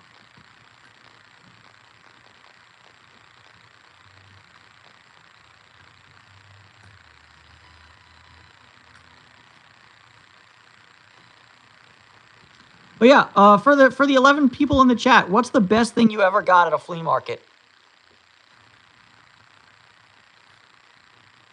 Like, overall, best thing, combo of really good price, really good thing.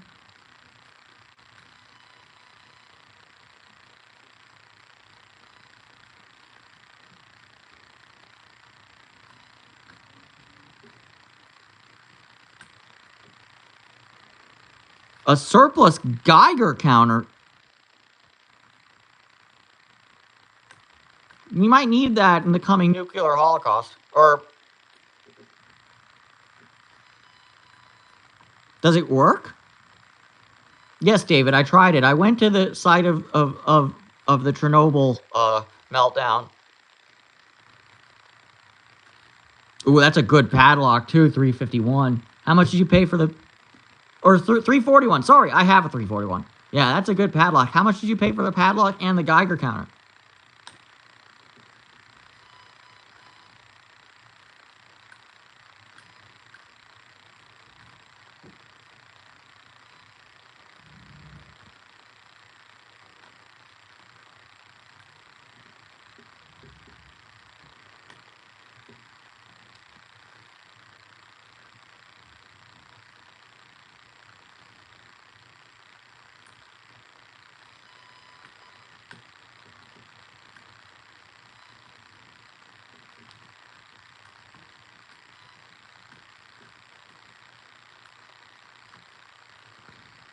Oh, so $10 30 years ago. Whoo, that's like $5,000 now. Just kidding.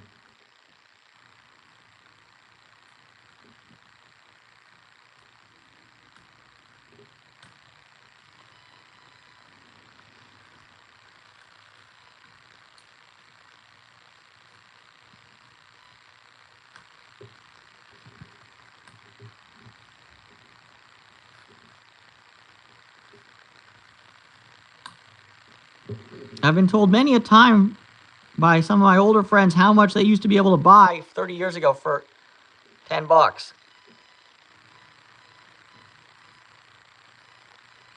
To which I usually reply, brother in Christ, I can't get a double cheeseburger from from friggin' Five Guys for less than 15. Also, we got to talk about that. How come Five Guys is so damn expensive these days? I mean, they were never cheap, but Jesus Louises. You can't go to Five Guys these days without spending $20.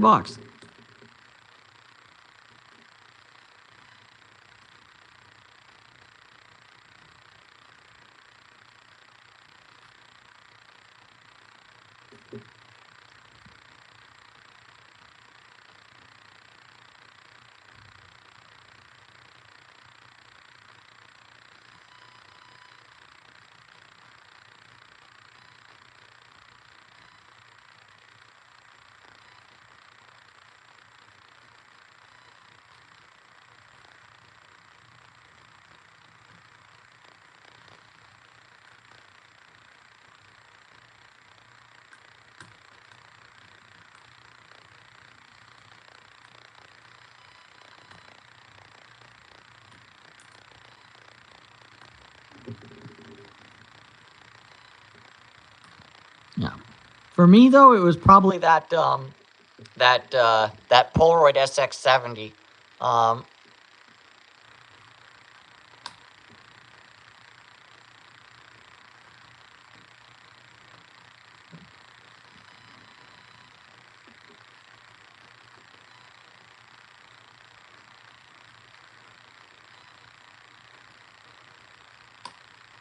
Paid $50 for it because there was no Polaroid film being made at the time.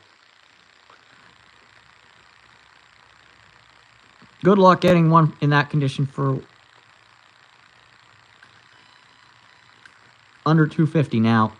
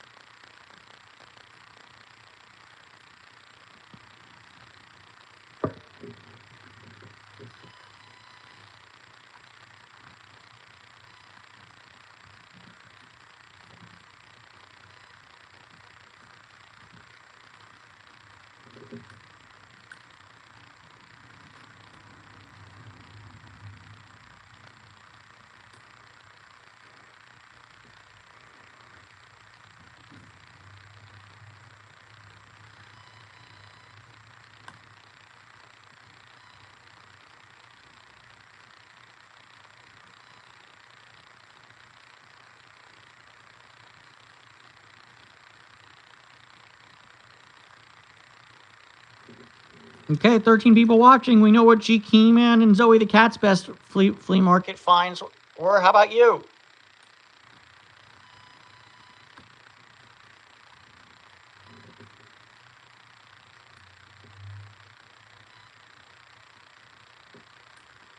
If you've never been to a flea market in your life, I will accept best thrift shop find.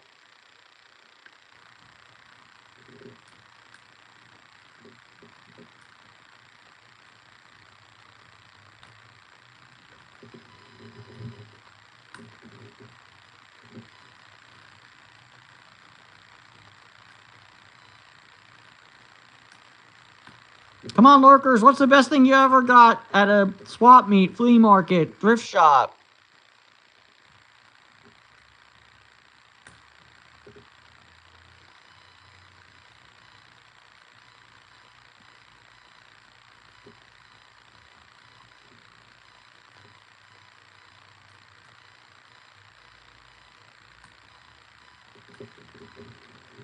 Apparently.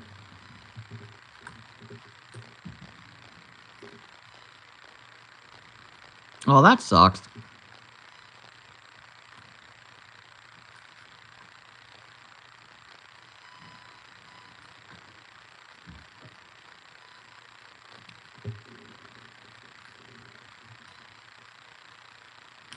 I mean, I guess that's also kind of the case with flea markets in general, is that it's very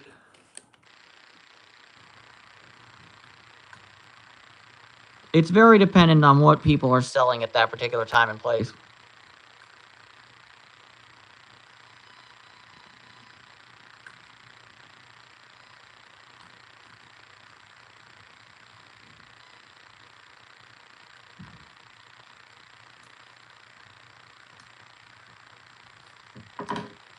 You know what?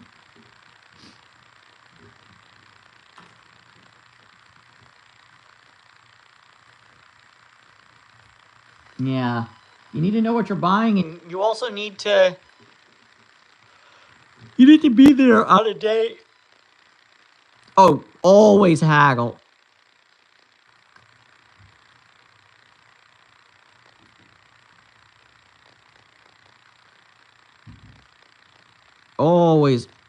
Always haggle. This isn't a souk in the third world where it's kind of gross to haggle.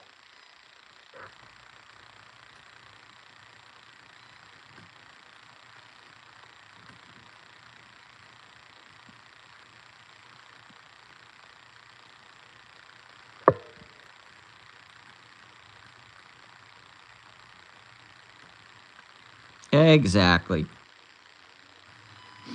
How much for it? 100. I was thinking more like 50. All right, 75. Cool.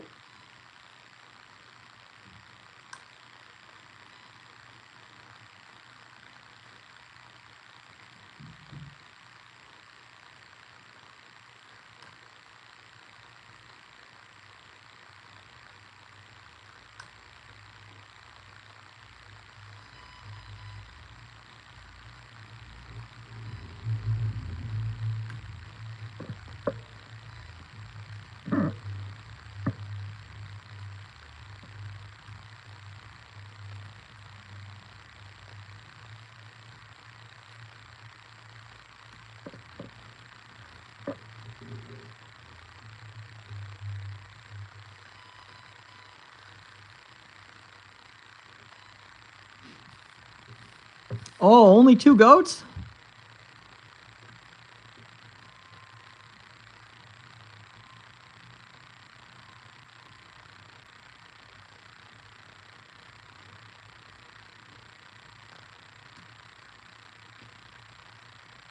You know, I saw a golden calf for sale once at a thrift store.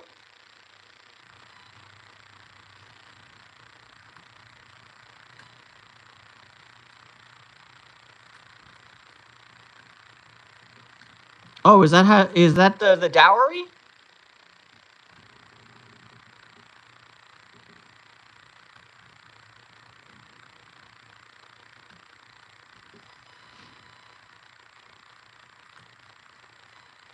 How much for beautiful daughter?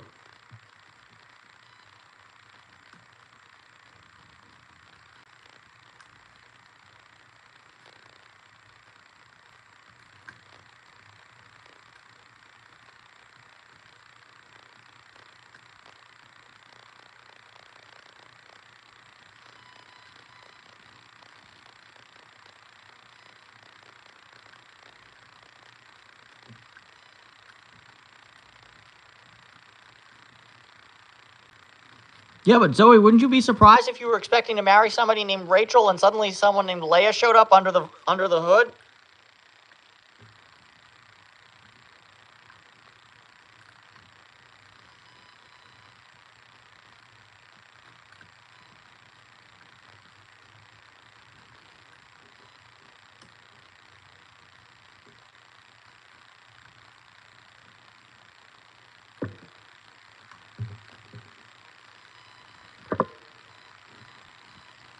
Oh, you didn't enjoy my Old Testament reference, Zoe the cat, to the story of Jacob and his sojourn in the land of shit.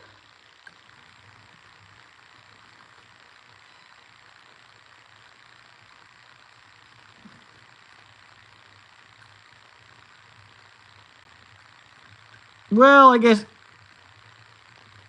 Neo Haru, this is an Abus 5550, and it should not be giving me this much pain in the ass, but truth be told, my heart's not in it, and I said,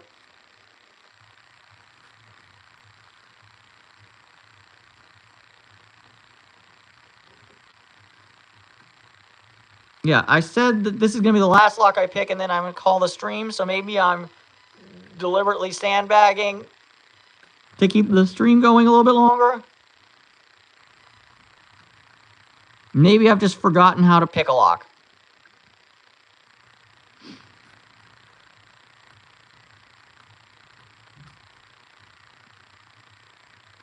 No, if you're from the nation, and if you're from the Nation of Islam, it would have been Yaqub.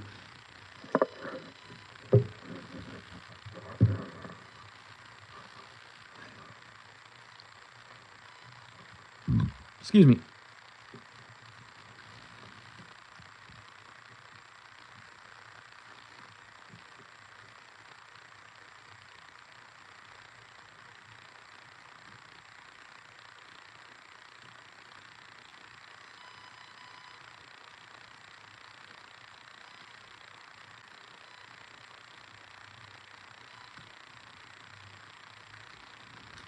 I don't know, but my Grand Vizier, Fred the cat, is sitting in exactly the same place where I left him.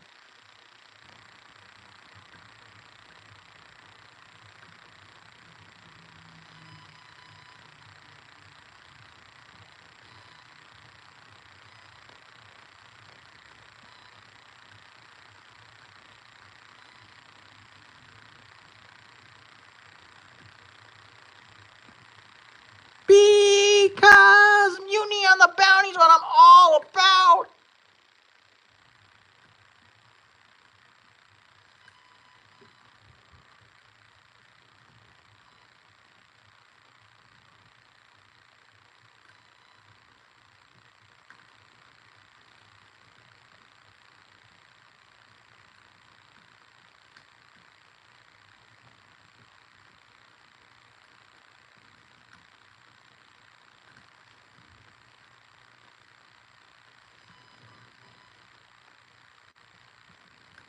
Yeah, but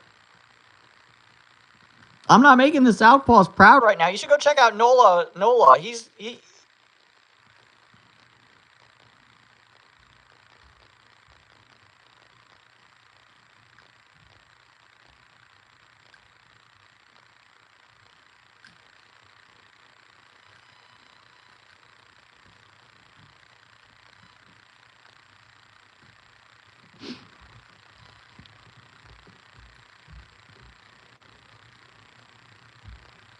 some jasmine on AliExpress.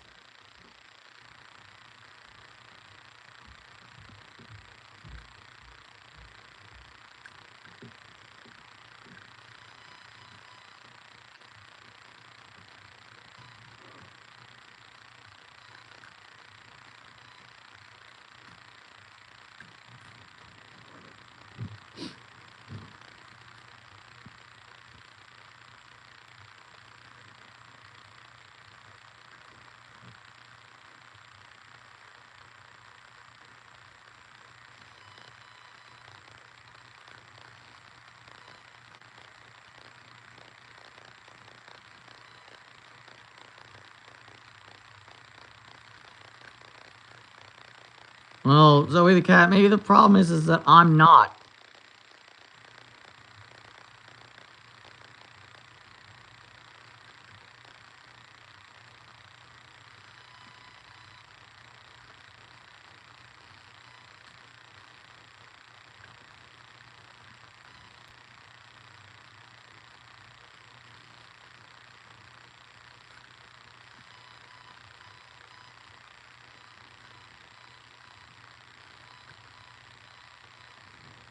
Oh, you gotta avoid that jazz catnip.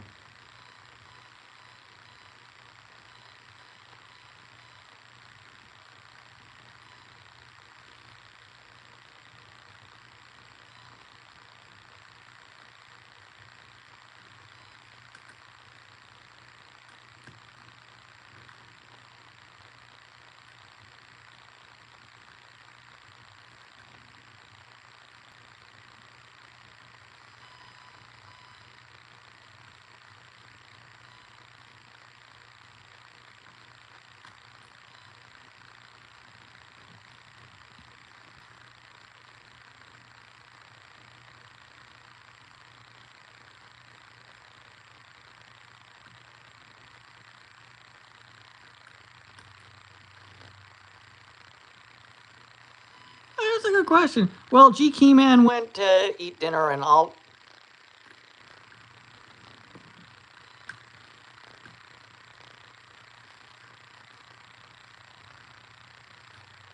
Well, you know what it is? I stopped showing the cats, so the cat people ran away. Also, I've been going for the best part of 2 hours now, so.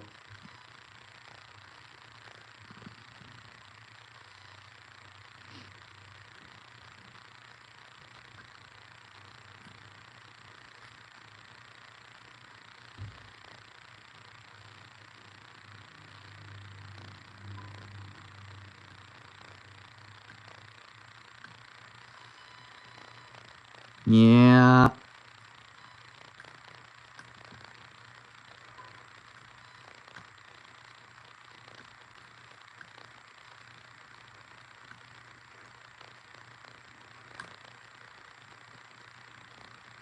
Well, Zoe the cat, have I got the music video for you?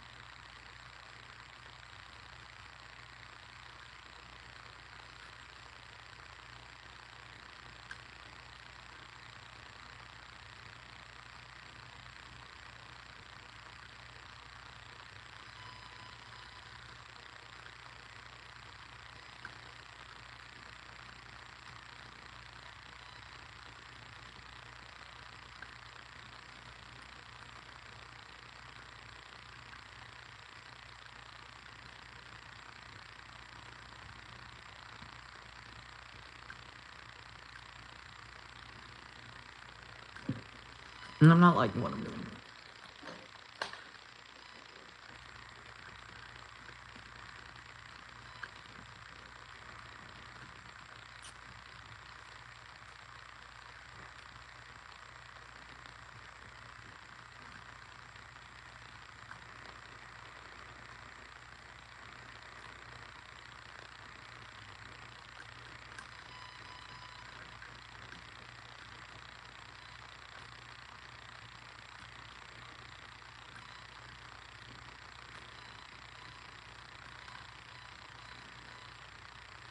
I think this is the lock gods punishing me for giving up on the 98 Pro.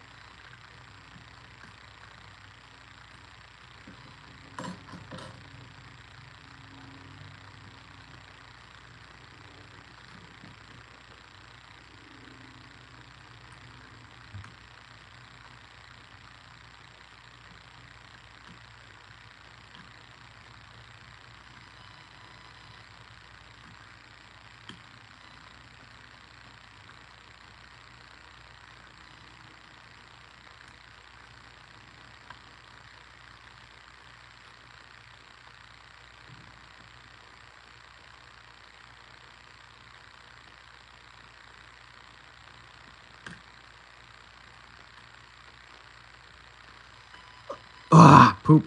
It really, Mark, to answer your question, it really depends on the, wow, 17 people here. It really depends on what you're using it for. Is this a good lock for, teaching people how to pick locks? Yes. Is this a good lock for gym lockers? Also, yes. Is this a good lock for securing things like a storage unit? I would say no.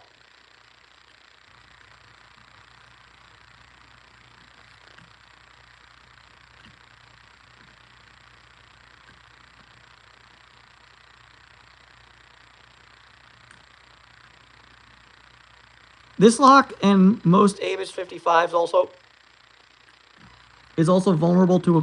Here, I'll demonstrate this really quickly. The Avis 55 series is also vulnerable to a bypass called comb picking, which is when you take a pick that looks like a comb.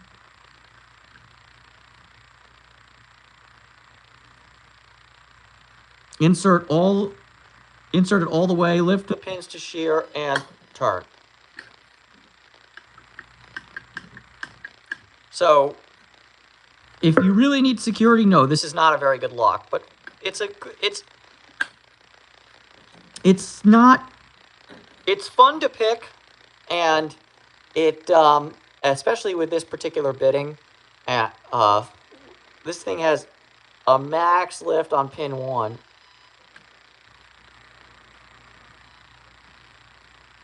Which loves to drop.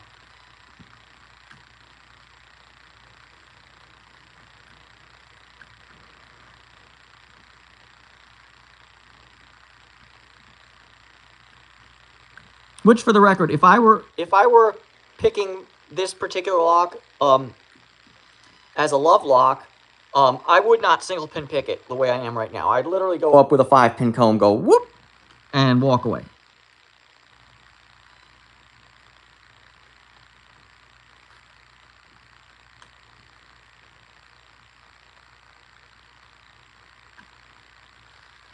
You know, we do this style of picking mostly. So, it is Neoharu, it's both. The 55, and it's also a 3-pin, I believe, for the very small ones. So I believe the 5520 is a 3-pin. The 5530 and 40 are 4-pin, and the 5550 and 60 are 5-pin. The one I'm picking right now is 50, so it's 5 pins. And pin 1 is standard, and pins 2 through 5 are all spools.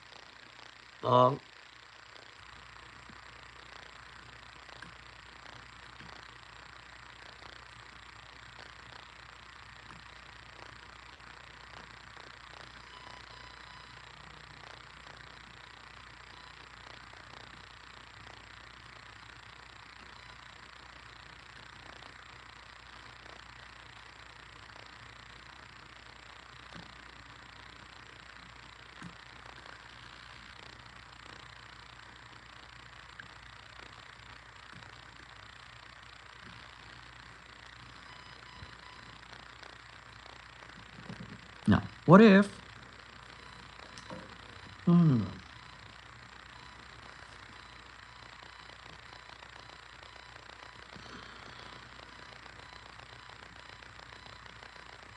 Tell you one thing, GK, man, that concept of a sandwich is really starting to make me feel the warm fuzzies. I got hot links in my friggin' fridge. I can make me a little hot link.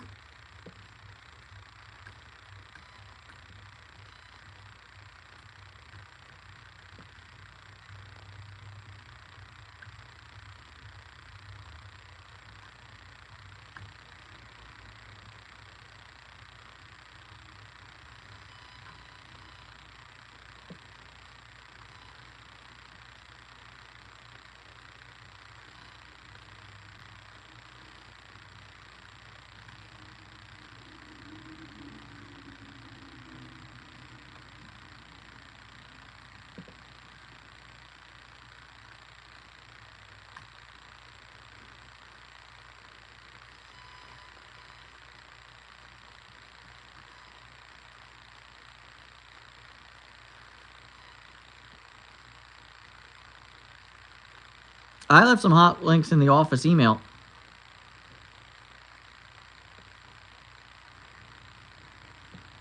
You want to secure a closet in the basement? I recommend Screaming Children. Oh, wait. No, sorry. That's what you put in the closet in the basement, is Screaming Children.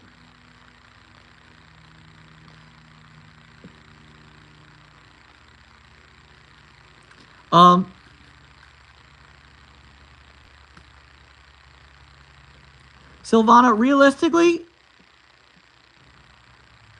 what I'm doing right now, picking locks, is not a big threat to worry about. So you really just need to get a lock that's solid.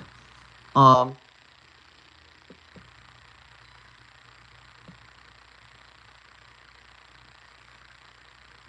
know, don't get, you know,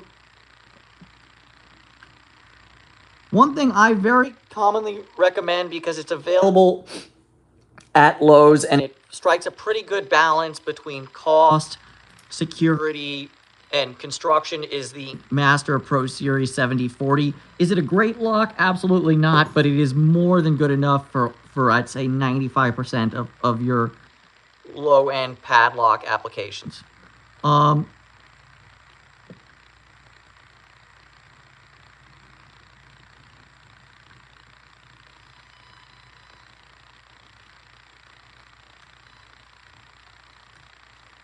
You know, and if it's your own basement, maybe skip the padlock altogether and go for just install a deadbolt.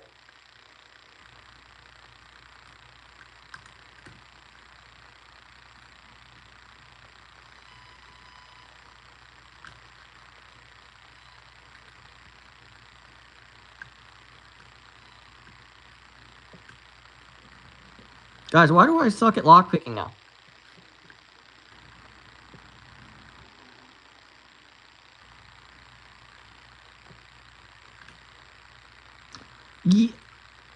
Yes and no. There's a lot of quality that is available cheaply. There's also a lot of shit that is expensive.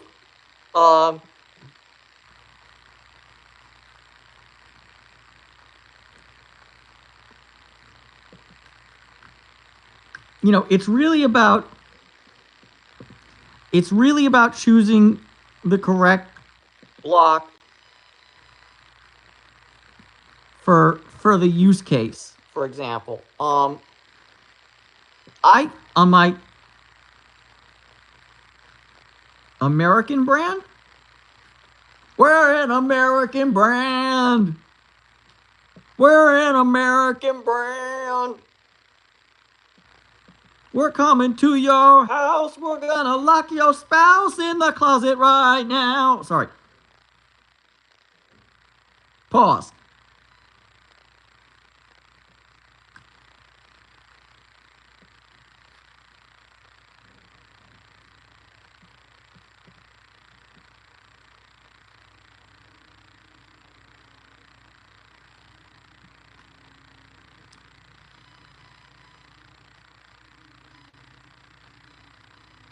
Yeah, Silvana, American lock is a perfectly acceptable lock manufacturer. They make a quality product.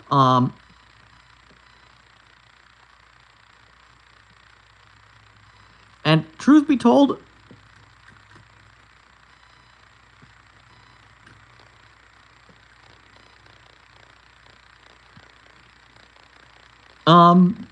yeah, truth be told, I don't know if there's any, like, seriously, like, bad locks currently being made by American Lock. I'm sure there are, but it's, you know, that's a good lock. Legit. And Mark, to answer your question about bolt cutters, no lock will resist bolt cutters indefinitely, because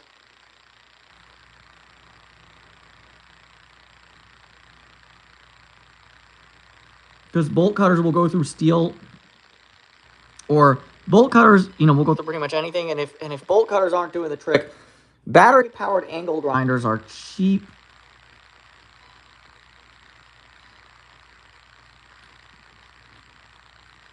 And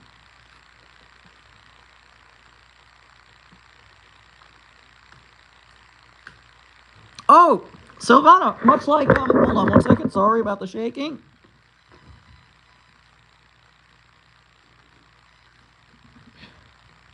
Much like this American Lock 5100. I know yours is probably one of the newer designs with the American flag on it, but yeah, 5100 is a good lock. That's more than good enough. You know? Could I and some of the people in the chat open it fairly quickly? Absolutely. But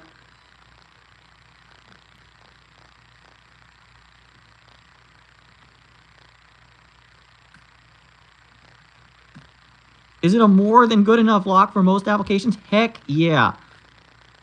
And it's just as good as the one I recommended, the 7040. Now, as applies to bolt cutters and angle grinders, and yeah, and most turd burglars are not. Yeah, most turd burglars are not going to do this when throwing a rock through a window is a much faster and more efficient attack vector. Yeah, I mean, it has weight because it's made out of steel. Yes, this American Lock is currently holding my fall set. So like this 5100. I know yours probably has 100% USA made on it, but I don't happen to have a 5100 that says that. I have this 3800 though that says it. So there's that.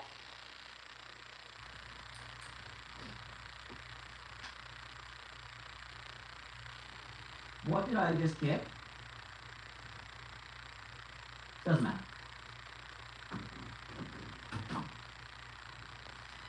But yeah, as to bolt cutters and other low skill methods of getting into your locks, the best thing you could do is buy a padlock with either a high shackle guard or a hidden shackle. Now, what do I mean by that?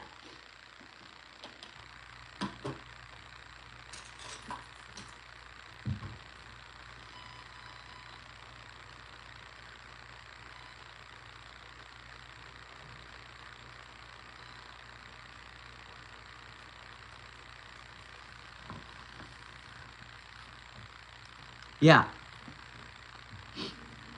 Yeah. So what do I mean by that? I mean a lock where, if you have a padlock where the shackle, where the actual body goes up very high to hide the shackle.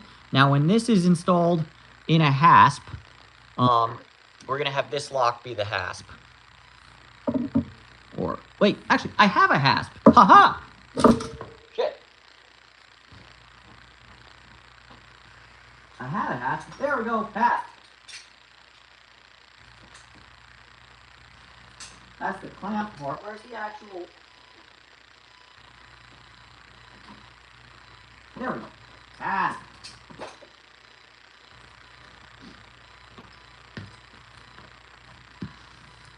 Yes. Exactly, like a Lockwood 334C45. We don't really have Lockwood here in the States. So yeah, so let's say got just any old normal lock. I need one where I have the access to keys. All right, there we go.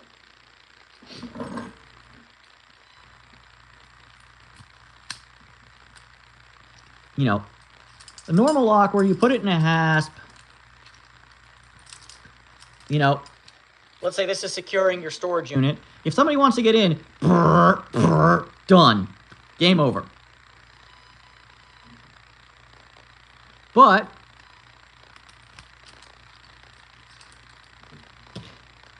if you have a lock with a high shackle guard,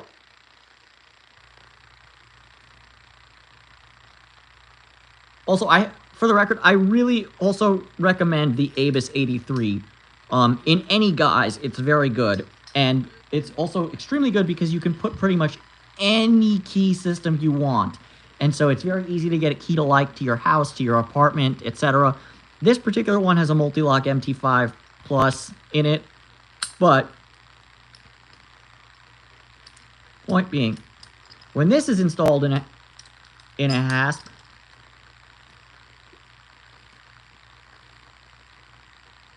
it's really, really difficult to get bolt cutters or an angle grinder in there. Now, is it impossible? No. But is it way, way, way more difficult? Absolutely. So high shackle guard is one option. The other option, which is, so this particular one, I think it's about $30 or something like that. Not sure. I bought it a few years ago. The funny thing is that these Abus 83s usually come what's called zero bitted, so they come to you with a blank key, and you take it to a locksmith, and he'll key it up for you. But oftentimes the expensive part is not the actual padlock body itself, it's the cylinder inside. For example, this lock body is probably $30-40. Yes, but the hasp is hopefully something that's going to keep work hardening. You know, or not just not give you an in. But yeah, this actual padlock body is $30-40. This lock cylinder itself is $100 because this is a very high quality lock cylinder with a very interesting looking key.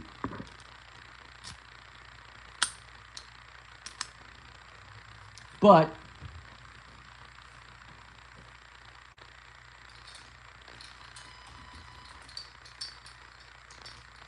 the Abus 83 series, yeah, the Abus 83 series is available in so many different ways. For example, you can get it, oh, I actually have this in key retaining mode. Interesting. You can get it with a Schlage key to match your Schlage doorknob.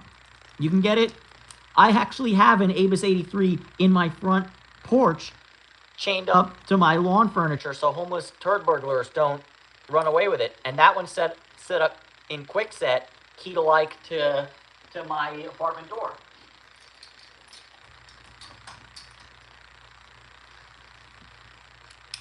The Abus 83 is also sold in Australia with a Lockwood keyway if you want.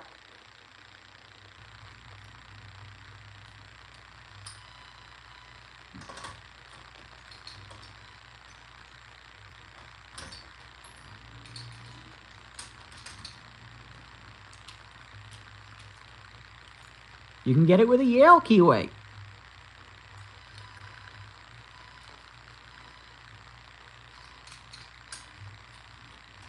So that's why I like door key compatible padlocks a lot because they give you a lot of flexibility, and I think there's something to be said for the logistical ease of only having to carry one or two keys. You know? Yes, all of the ones I just showed were Abus. So, including the one I'm picking right now is also an Abus. It's spelled, it's, people people in Germany are killing me right now because ABUS is an acronym for August Bremacher und Son.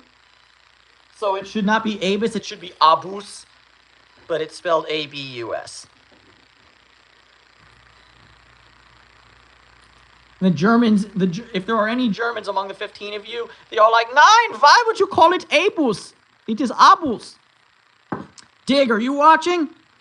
Where's Dig?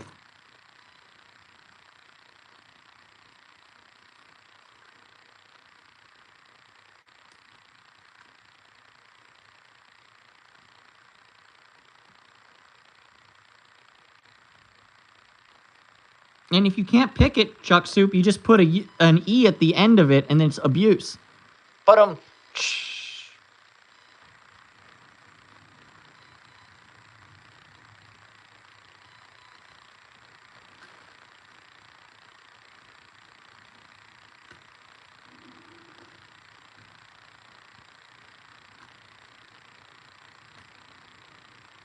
yeah, but I really like...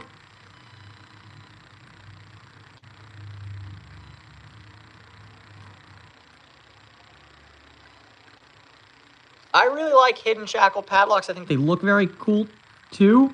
Or, sorry, high shackle guard padlocks. The other option, I don't have one handy, but I'm sure people have seen locks that look kind of like this, where it's just like a hockey puck, and you know, they're very common on, like, work vans on the back. You'll see, like, them, you know, securing 40 econo lines or whatever. That's even more secure than the hidden shackle padlock or than a high shackle guard padlock. Because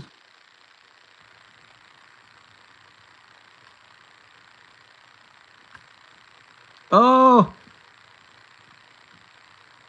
they make good stuff. You just got to be prepared. You know, you just got to be prepared to maintain it. That's the thing with German stuff. I almost bought when I was younger. I'm a big car guy.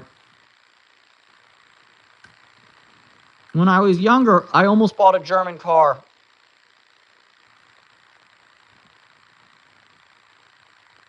Used.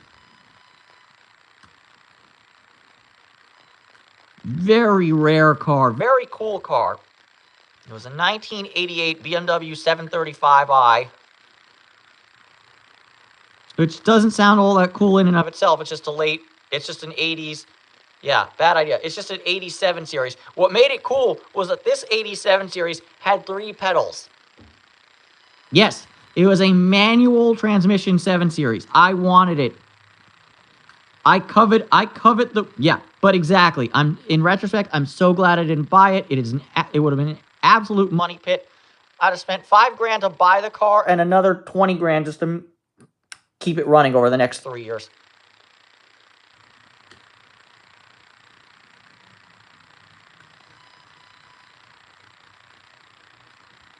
You know, the thing with cars these days is it's all the freaking modules and shit. It's like, you know, my car's 20 years old.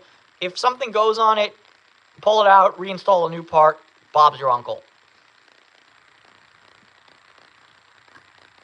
You know? Yeah.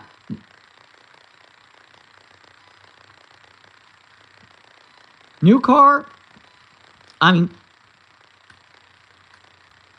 mean, look, the used car dealers of Los Angeles have so many out of warranty early, like, yeah. I mean, there are so many, like, schlocky used car lots here in the city. Yep, you really do need a degree in electronics. Yeah. There are so many, like, sleazy used car lots here in the city where it's just chock full of, early to mid 2000s, 2010s BMW 7 Series, Mercedes S-Class, Audi A8, blah, blah, blah, blah, blah. And the reason they can't sell them, and the reason they all have, the window sticker with, like, 17,995 or some BS price like that, is because you might be able to buy the S-Class for 17,995. whenever your brake fluid needs to be replaced, you're going to be spending an additional 17 grand just to get, you know, and I mean, that's obviously an extreme example, and nobody should be paying $17,000 for brake fluid, but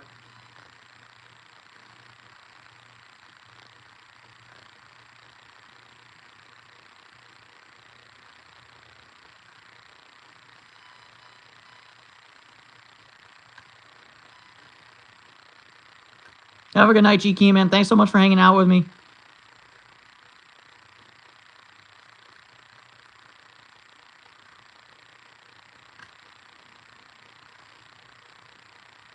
All right, thanks, Mark. Thanks for coming back. Thanks for being amazing, awesome. Hopefully I converted you. Hopefully I've given you a new addiction. Now you're going to have to go buy a set of lockpicks.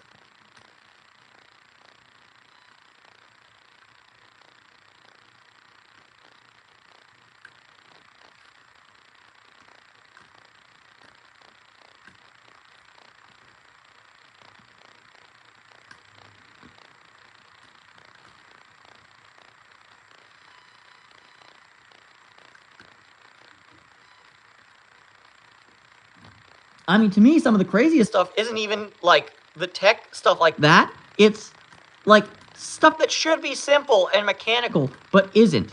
Like,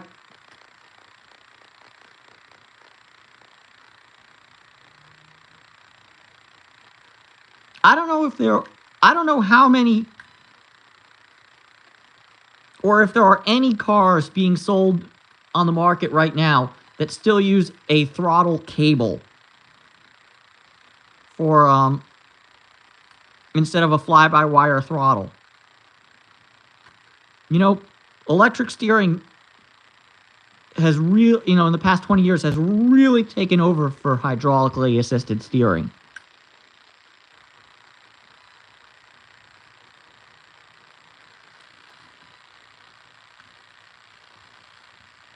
Good starter kit, Silvana. I always recommend the Covert Instruments FNG. It's a great way to get started. It's less than $10. It comes with a hook, a rake, a turning tool, and lock. Yeah. I mean, look, even simple stuff is no longer simple. Like, I had some scumbag smash my windshield a while back. Not my current car, but the one I had previous, which was a 2011 Chevy. Total shitbox, but got me from point A to point B. But some homeless dude had a freak out and smashed my windshield, and I was there with Safe Flight. They were replacing my windshield, and they're like, "Oh, you're lucky, man. You know, your Malibu is easy. It's, you know, $200 in and out. These Range Rovers, it costs a couple $1,000 for a new windshield because they got sensors in them and blah."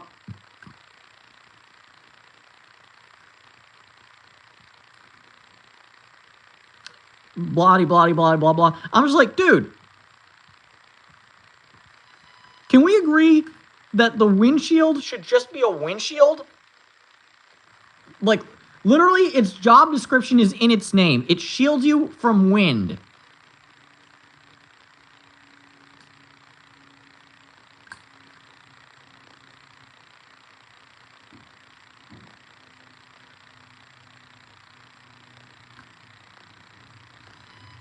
Like, it...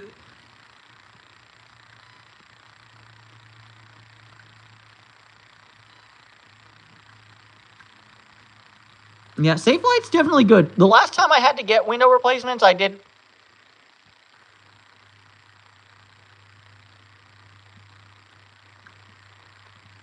through an independent guy.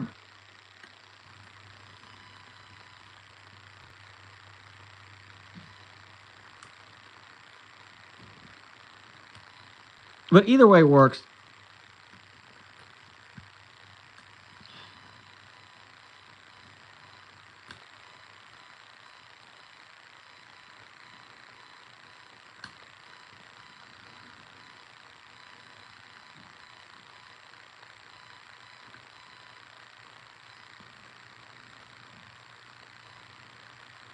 I'll tell you one thing for Safelite, they've got quite a jingle. That Safelite repair, Safelite replace can get stuck in your head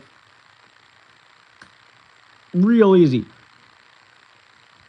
Yeah, one of the pluses of living in Los Angeles is that there's a lot,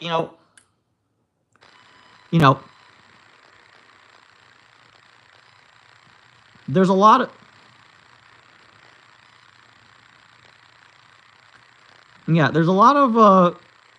of glass repair dudes who do that same situation. I feel like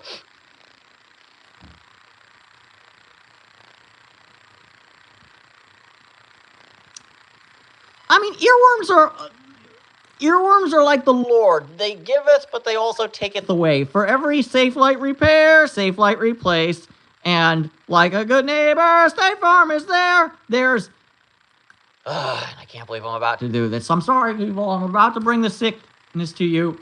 1877 Cars for Kids. KARS Cars for Kids. Donate your car today.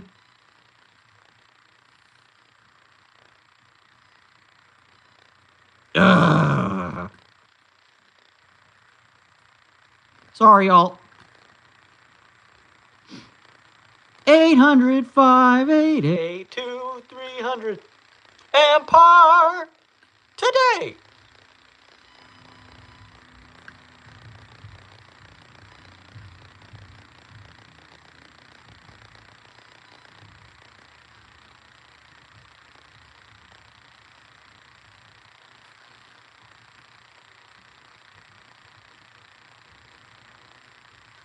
I mean, I can't speak for them as an insurance company, Silvana, but their jingle is quite good. Like, finally, Jesus, God above. Ah! Way too long. Way too long. Yeah, like, I have Progressive for my insurance. I'm not going to comment on them that much. I wish I were an Oscar Mayer wiener. I wish I had a big wiener. I like the small things. But yeah, the jingle is very catchy. And like, I mean, look, Allstate gets great reviews, but Are You in Good Hands is not nearly as catchy as Like a Good Neighbor, State Farm is there. It's, it's just kind of how it is. I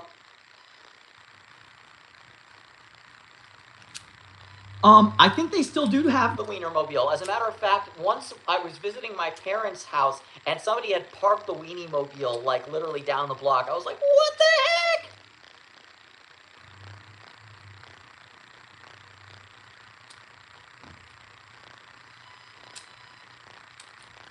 Who else has great... Oh, you know what jingle got stuck in my head? This was last year. It drove me up the friggin' wall, and I hated it because it wasn't a good jingle, but it was like an annoying earworm jingle, and it was the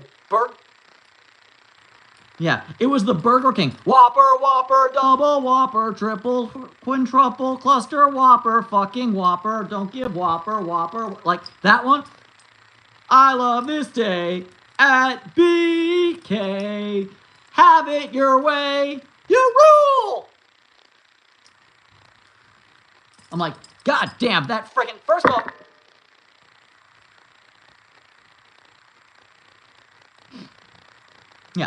off, BK is, I hate Burger King. I love I'm not super healthy, never eat fast food. I enjoy fast food. I live down the friggin' block from an In-N-Out Burger, and it is dangerous.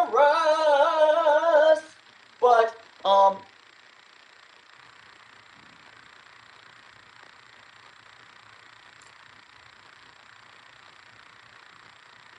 or for you East Coast people, you all remember the Modell's theme song? Gotta go to Modell. Gotta go to Moe's. Gotta go to Modell's. Modell's. Gotta go to Moe's. Gotta go to Modell's.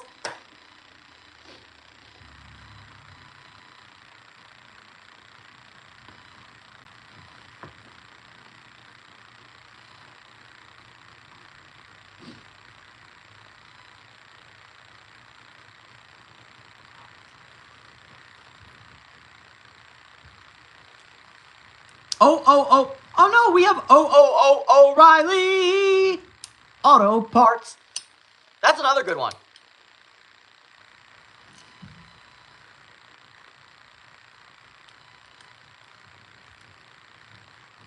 Oh, I know Mark left, but Silvana, here's another example. They no longer make it as an Ace brand, but you can still get it on Amazon as a Brinks brand. This is a really pretty decent beefy lock.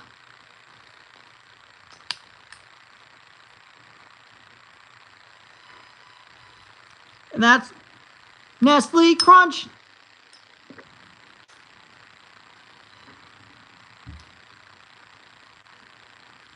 Yeah, I used to go to Modell's all the time, but that is not a West Coast thing, unfortunately, so we don't have Modell's here in California. I like Modelo. I like Negra Modelo. I do not like regular Modelo. I'm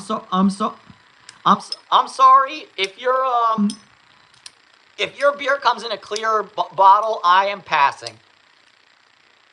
They all every beer I've ever tried in a clear bottle tastes like piss, and I cannot be swayed on that. Modelo, Corona, frickin' Bud Light, Lime, or whatever. If it's in a clear bottle, beer bottle should be green or brown. They closed down too? Oh no! I wonder if they're closed forever.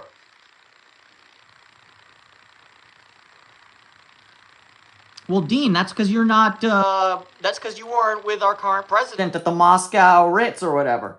Or you weren't that 15-year-old who got pissed on by R. Kelly. Okay, David, stop right here before you get canceled. Good grief! What amateur is drinking? Well, honestly, Chuck Soup, I don't really drink anymore. Like, I still drink occasionally when I'm feeling like it, but, like, I just finished a bottle of wine that was in my apartment. I've literally had this freaking bottle of wine in my apartment since I moved into this apartment 2 years ago. Yeah, nice and skunky. I mean, I don't think I've ever had a Corona that wasn't skunky, except like the Corona Familiar that comes in the brown bottle. But like standard Corona in the clear bottle, dude, no, that is nasty. Hard pass. I mean, this is all kind of irrelevant because I'm more of a pot smoker than a beer drinker. But yeah.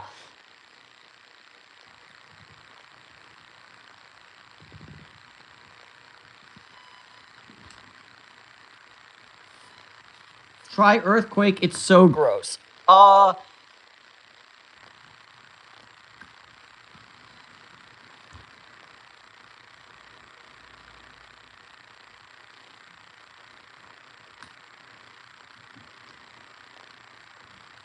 Colt 45? I mean, hell's bells, if we're going with that, why not St. Ides?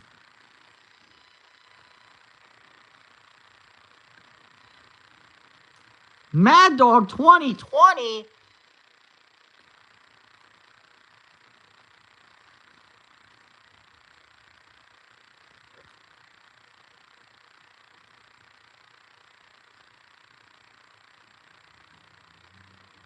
Gross.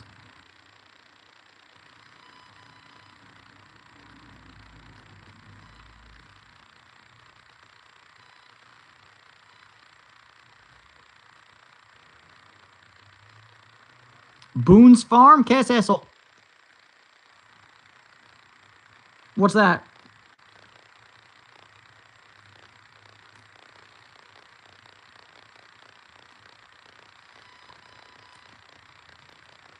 I mean, all those like malt beer, yeah, they all kind of suck. You don't drink them because they taste good. You drink them because they get you drunk quicker. Like, yeah, Old Milwaukee, Old English 800, St. Ides, King Cobra, like you said, Dean, Colt 45, and 2 zigzags. Baby, that's all we need.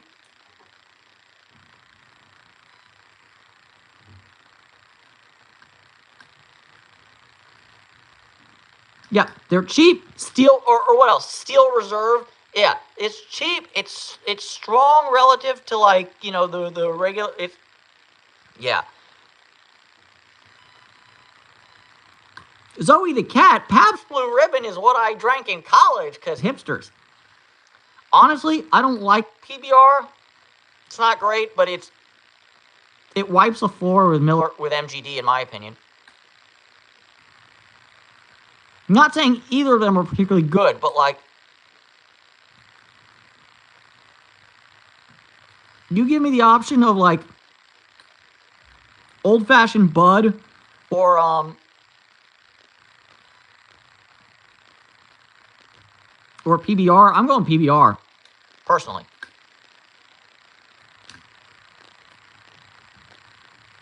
I mean, now we're really kind of starting to scrape the bottom of the barrel of like a shitty American.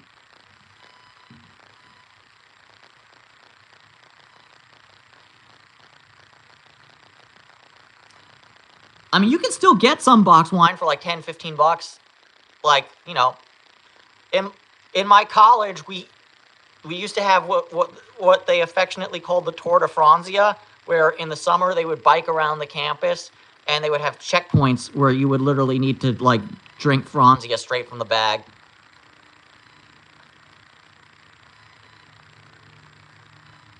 It's great watching a lot of, yeah.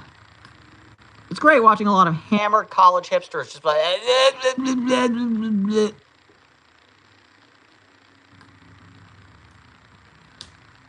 Oh, let me tell you something about that.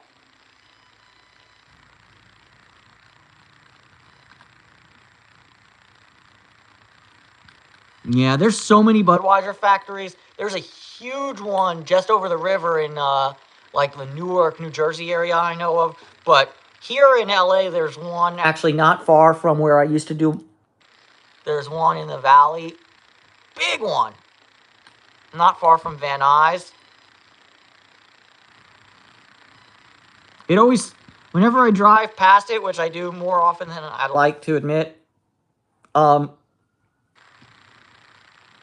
it smells so strongly of like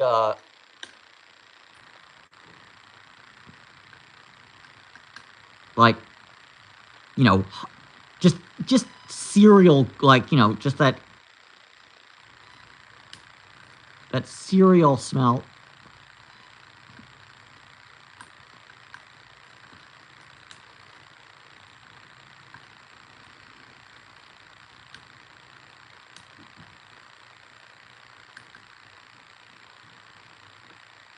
You know, but when I was in college, because I went to college in upstate New York, every now and then we used to get access to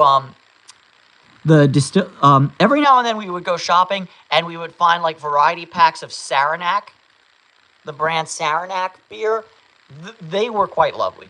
I liked that. I liked Saranac a lot. You can't really get them in Los Angeles, but about Jimmy Walker, I like good. Eddie, why'd you shoot Jimmy Walker in his lips? I like good times.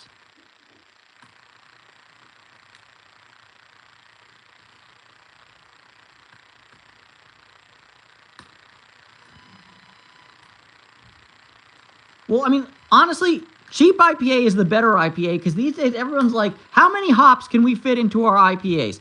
All.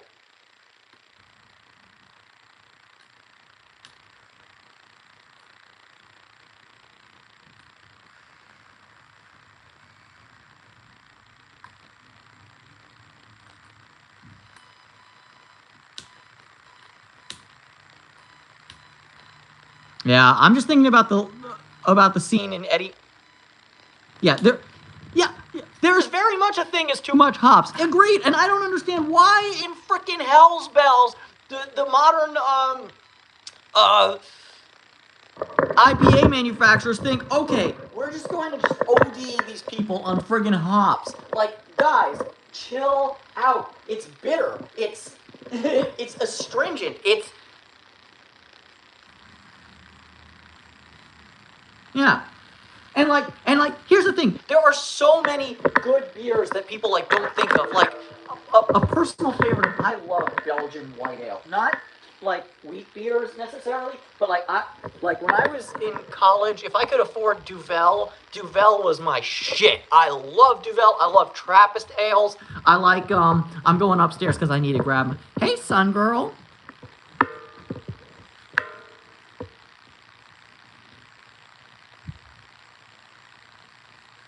Sunny, I rescued as a Sunny is available for adoption if you're in Los Angeles. And her brother Sully, who's actually over there chilling. Louisa! Louisa was my first. Bye, Sully. Louisa and Ben, they're my kitty catos. I had to go over here. My phone is dying. Charge time.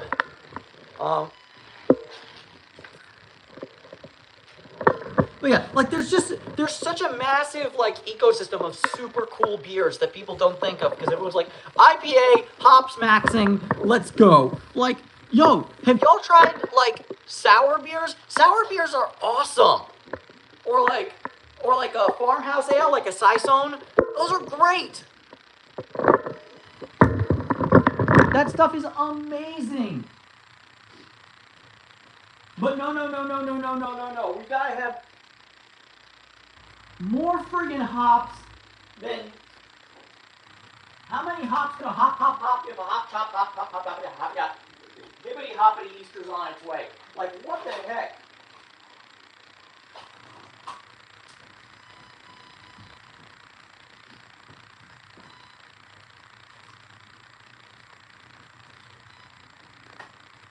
Wasn't I gonna stop this stream after I opened that Abus? Lol.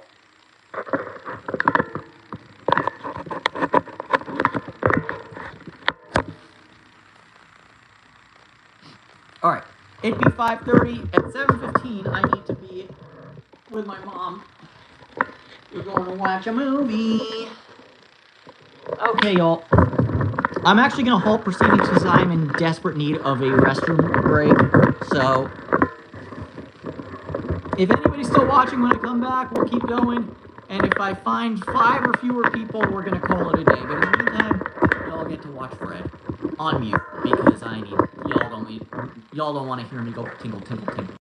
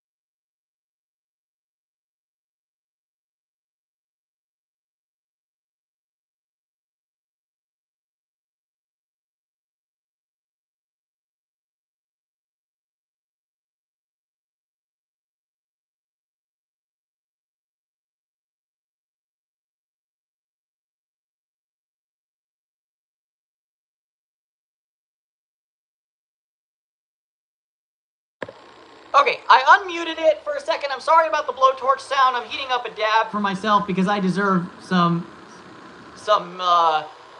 jazz cabbage for myself. But the Shasta thing, oh my god, Chuck Soup. Shasta, you're giving me flashbacks, man. Oh my god, that first off, it's still sold, believe it or not. You can get it at Smart and Final. We don't have Menards here in Los Angeles, but you can get IBC fairly easily. But yeah, Smart and Final still sell yeah, Smart and Final still sell Shasta Cola. They still sell Stars and Stripes, I think, and I think they also still sell friggin' Tiki Punch. Shit is the grossest stuff in the world. All right, but if I can take something that is already disgusting and make it even more, even more disgusting. So, I'm an atheist right now, but I grew up in an Orthodox Jewish household. Not ultra-Orthodox. We didn't have the payas, and I didn't have a black hat. But,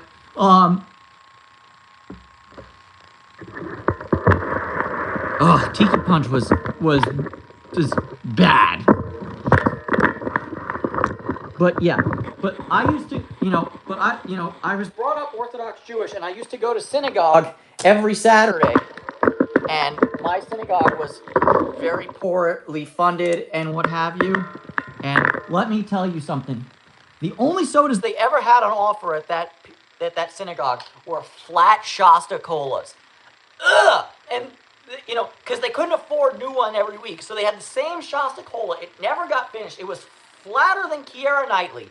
Oh my god. It was so bad. Like, one time I mixed together like 6 different types of Shasta Cola. Like, I took the Shasta Sprite and the Shasta Coke and the Shasta Dr. Pepper, and I mixed them all together, and I put a bit of Canadian Club in there. As a 7-year-old, my mom was not happy, but it didn't make it any better. It still sucked.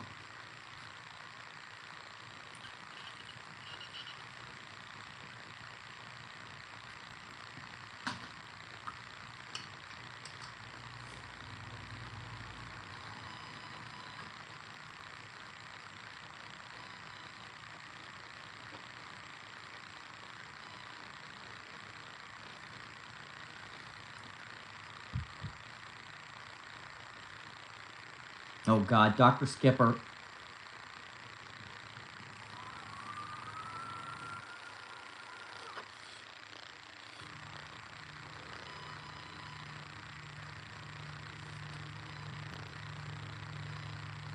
For you old school lock nerds, I'm feeling like Lockheed in the old episodes of Picking Time right now.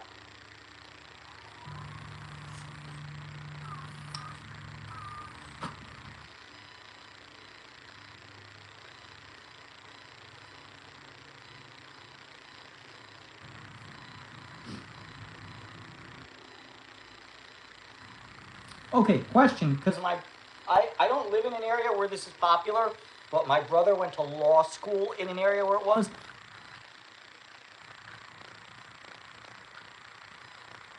Are we talking like codeine cough syrup, Dean? Do any of y'all enjoy Cheerwine? The cola. Cheerwine?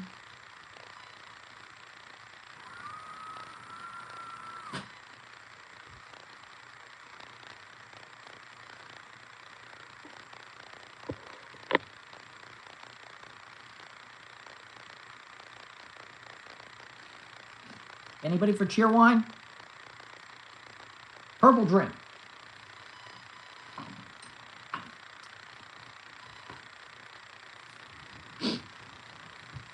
Yeah, it's a soda called Cheerwine.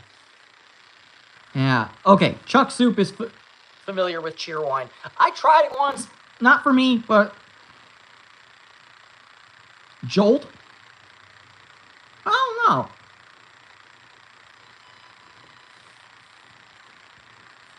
You know what really needs to make a comeback in 2025 is the original recipe for Loco. I think in this timeline of extreme finding out phase, we really, really need, we really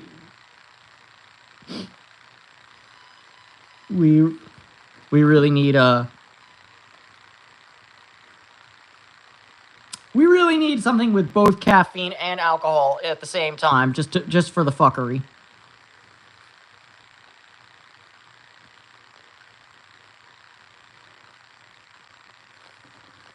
Mrs. Boop! Emily! Hey, that's hot! That is hot! She's going for my dab torch. Mrs. Boop! It's freaking hot.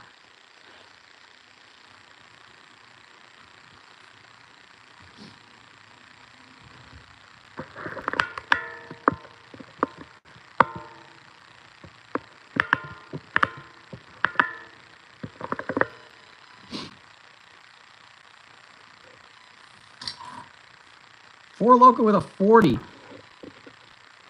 you ever? Anybody here ever? Anybody ever play Edward 40 hands back in the day?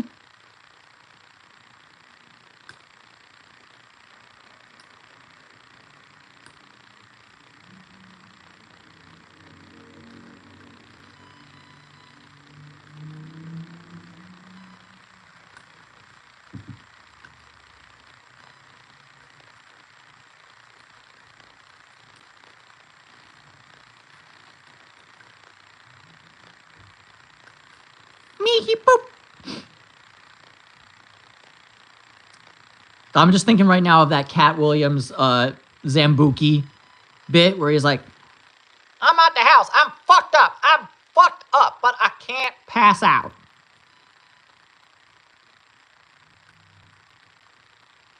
Don't drink with your white friends.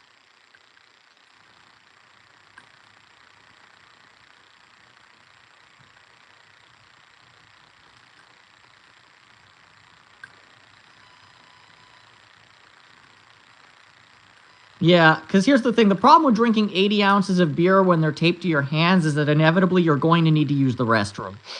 That's honestly, like, aside from the disgustingness of drinking 240s, the hardest part of Edward 40 hands is taking a piss.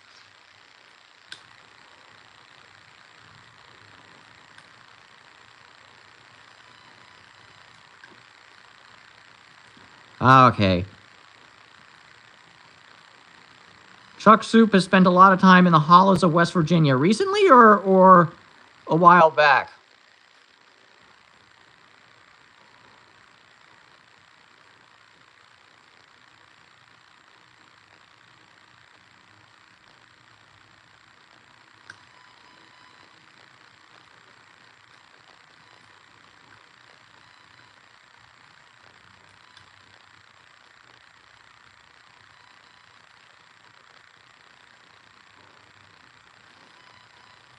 Yeah.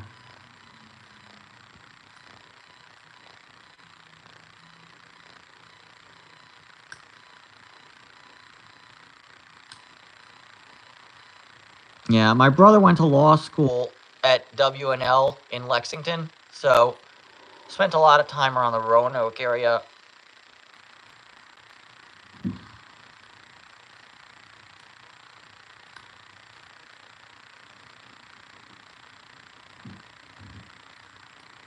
Yeah, the problem with using the restroom is that if you have 2 beers taped to your hands, it's very difficult to unzip your fly, for example.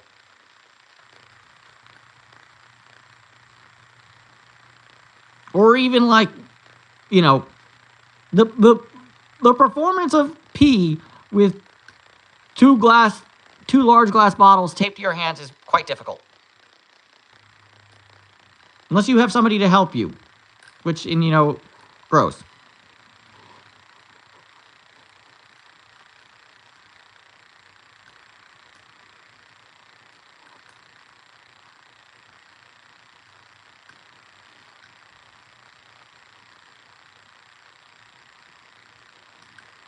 Oh, so you went...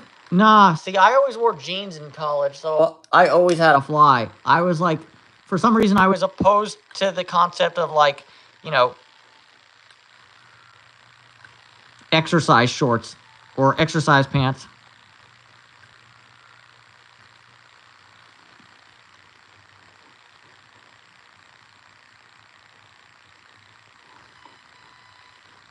Oof.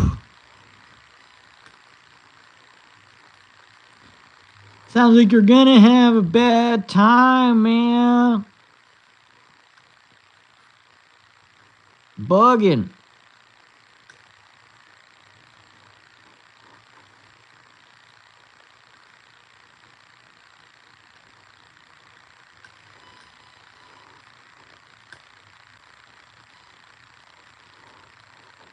I mean, my college was kind of a clusterfuck because I actually never graduated college as such. I did a year and change at a 4-year college. Dropped out for medical reasons.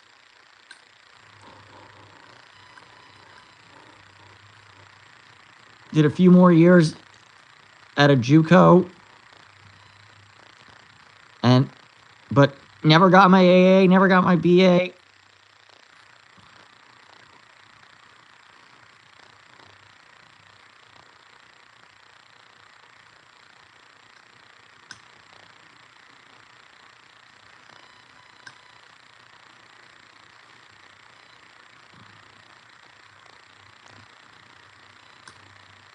Yeah.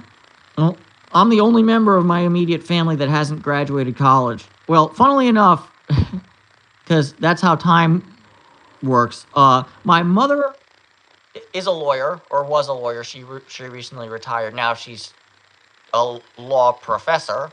My father is a lawyer, and my younger brother is, you guessed it, a lawyer. Oh, and my grandfather, may you rest in peace, also a lawyer.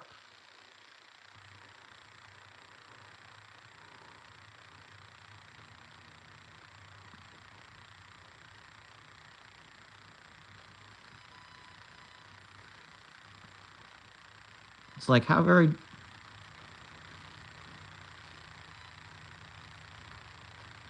Yeah, it's all good, Chuck Soup. Me neither. My highest diploma is my high school diploma. But I graduated with honors.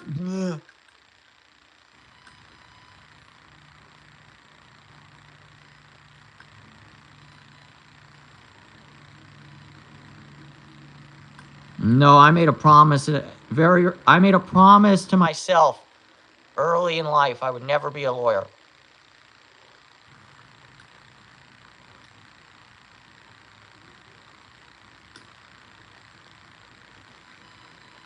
That was never in the cards for me.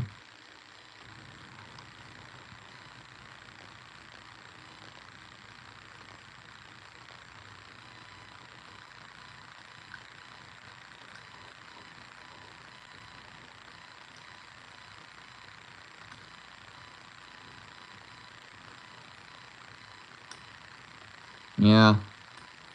I'm the black sheep of the Romano legal dynasty, I guess. Oh well. It's all good. My brother's keeping up for the family.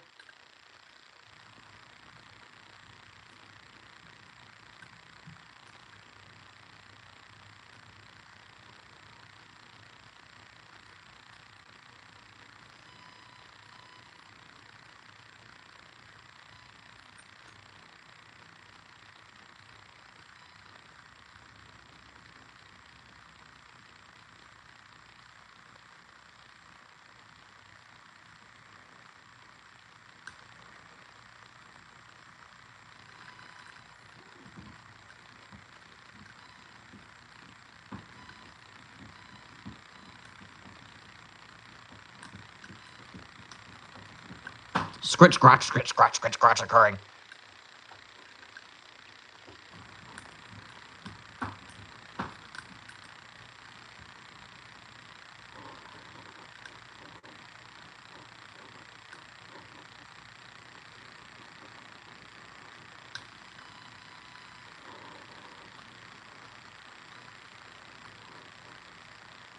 Yeah, I gotta say, dude, my family is like some of the most stereotypical, like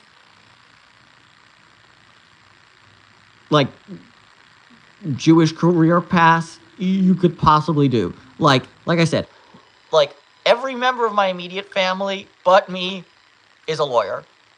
My grandfather on my mother's side, may he rest in peace, lawyer.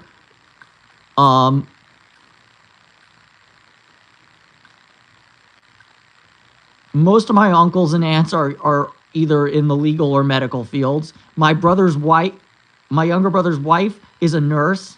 You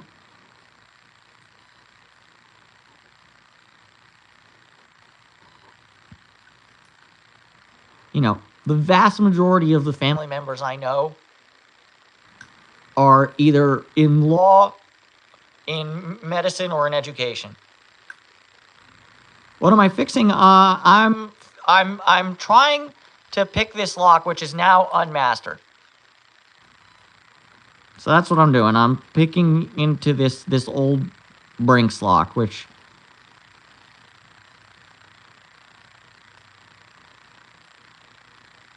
Math was my... Why is everything today coming to Cat Williams? Math was my favorite subject.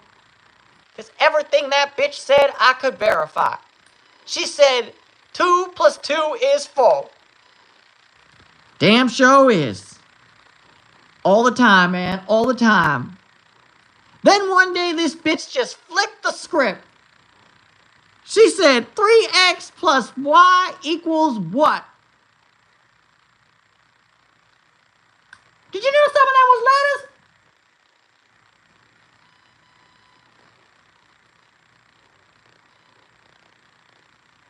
Yeah, you can call me Heimerdinger.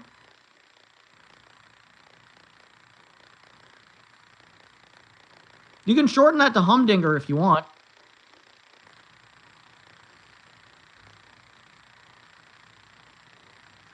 I also identify as Himothy.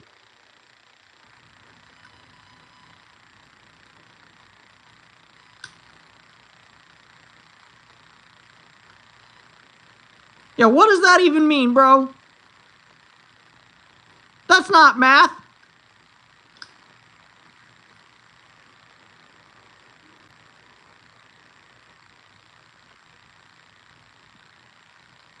That's an E.E. Cummings poem. 3x + y equals z. The League of Legends dies with me.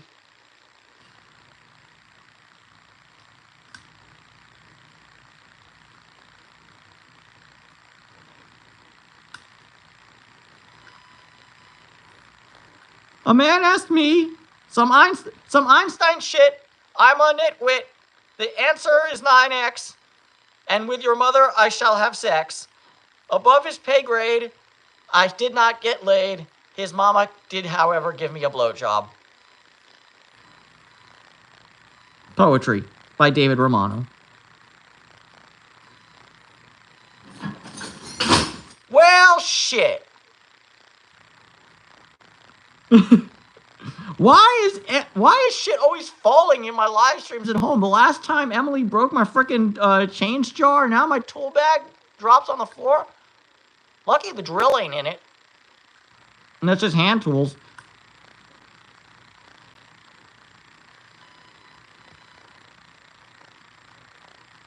Yeah, I know, man. Jewish God is looking down from upon and is like, dude, you didn't have that 3x3 animal style last night, did you? Didn't I specifically tell you in the book, don't mix the milk and the meat? Why am I making God into Donald Trump all of a sudden? Didn't I specifically tell you in the book, don't mix the milk with the meat?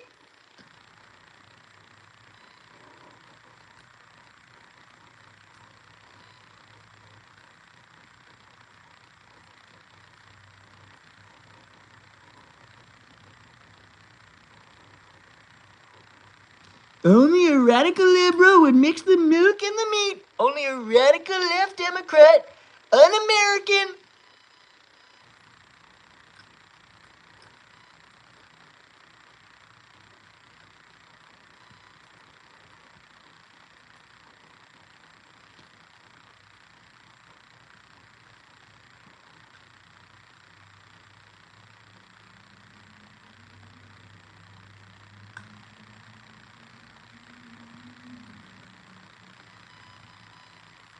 Yeah.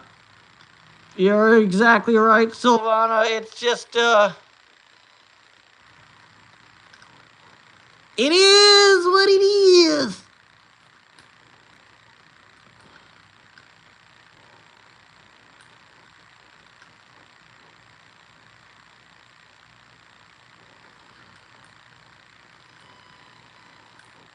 It's because a cat's chief purpose in life is to be an agent of chaos. That's what it is.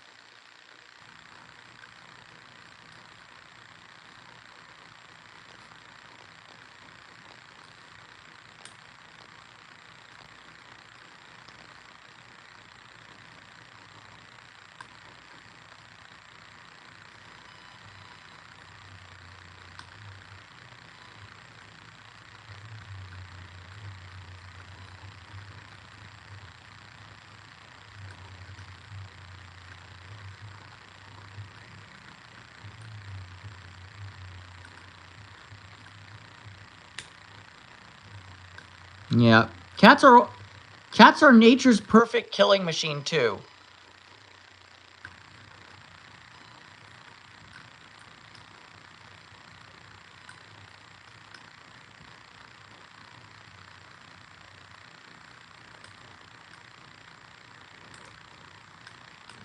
We're very lucky that they are trapped in such a cute, small, and adorable body. Because if they were lion-sized, the modern house cat would be the scariest freaking thing in the universe.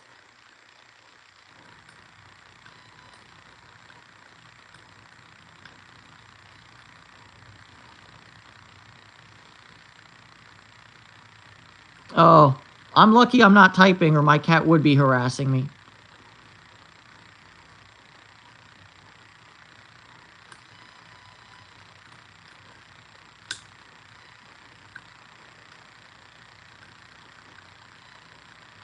Meow.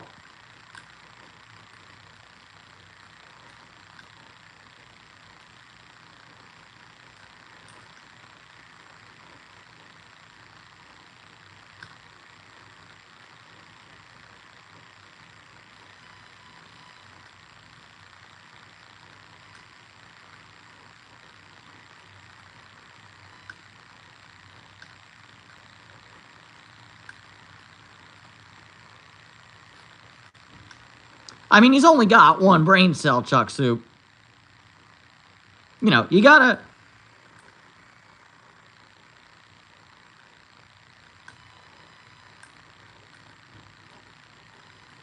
You gotta grade cat intelligence on a curve sometimes. That's all I'm saying.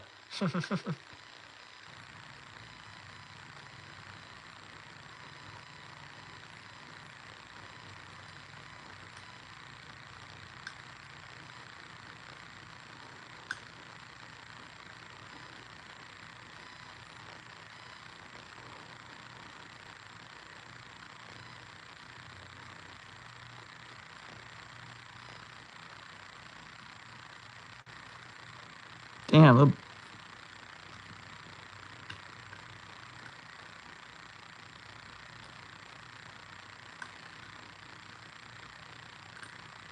Well, Chuck, I gotta ask a question. ¿Por qué no los dos?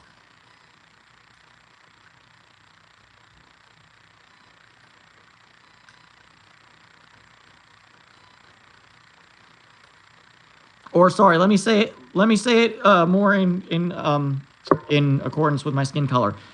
¿Por qué no los dos?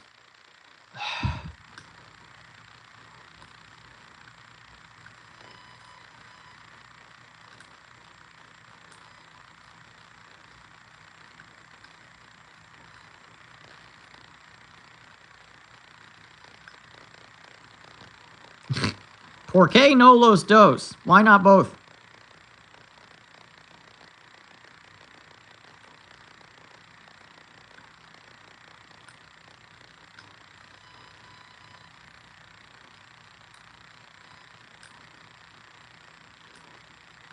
Okay, I should not.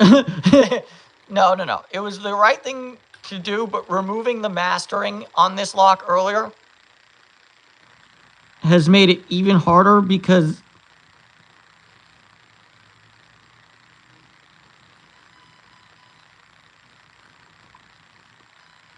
because the bidding is rather extreme. And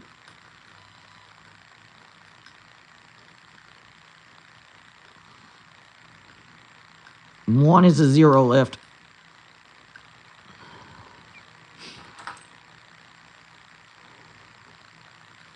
And 4 is a max lift.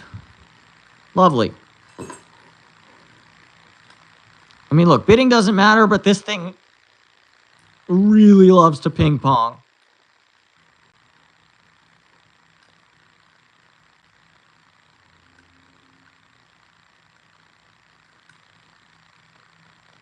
I mean, I could see why. It could be worse. It could have been a whoopee cushion. Reminder that. Like, hey, you got to put things in context.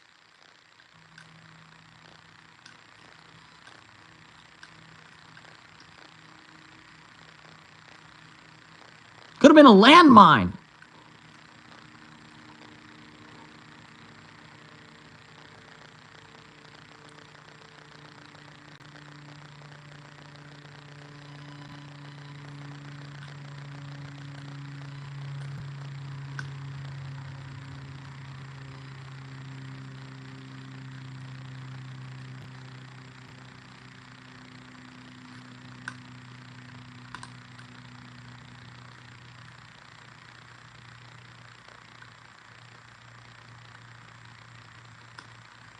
Oh, the kitty litty. Oh my God, I cannot read the English.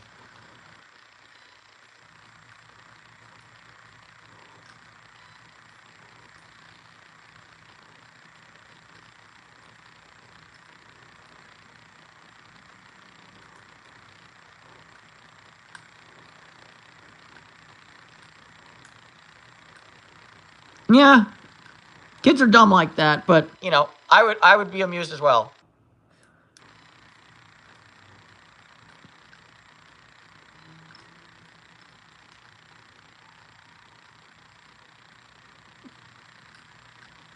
You hear that? If there's any kids in the 12 amongst you, you're dumb. Well, no, I kind of like Kitty Liddy. That's kind of funny, actually. It seems something like some. It seems like a very Valley Girl thing to say, though. Like, oh my God, you just need to go buy Kitty Liddy now. No, if you don't buy it now, then we won't have any Kitty Liddy. What are we gonna do about that? I mean,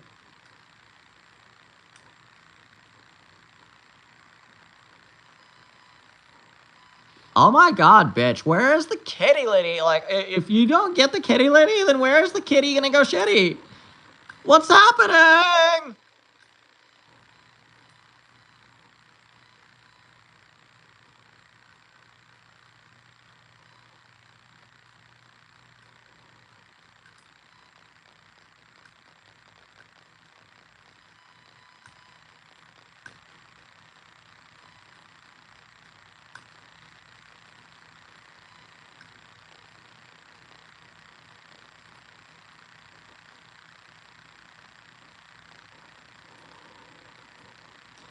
Yeah, I mean, yeah, my typing is ass. I was like, I'm sure somewhere Mavis Beacon was like looking at me while I was going through the frickin' Mavis Beacon CDs as a kid, and she's just going, "Oh my God, I taught this man better than this. You suck."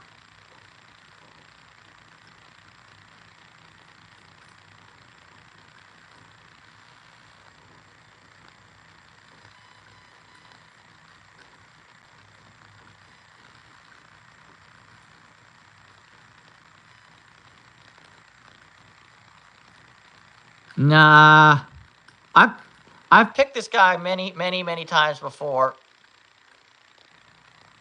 but it loves. This is like one of the ping-pongiest locks in my collection, and now that I've removed the master pinning, it's even worse. What's funny is that this only, I think, has one serrated pin. The rest of them are spools. But the problem with this is This is one of those bidding doesn't matter except when it does cases. In this case, it has a 0 lift at 1 and a max lift at 4, and it's just, you know, it's very difficult to get to it. And yes, I should be using a medium hook.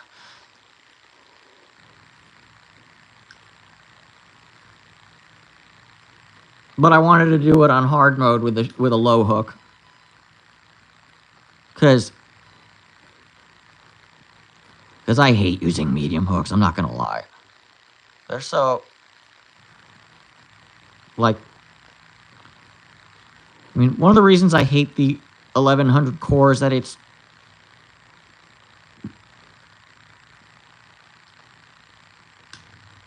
just really difficult to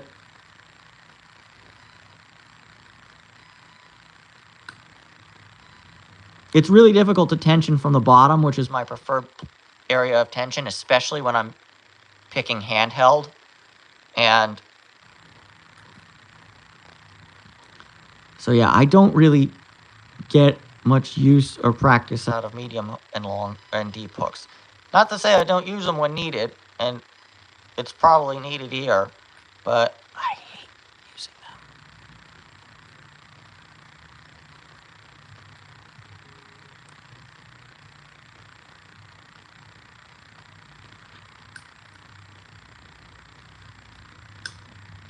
them. You know, my trick with serrated pins is just treat them like a standard pin. You know, just jiggle test.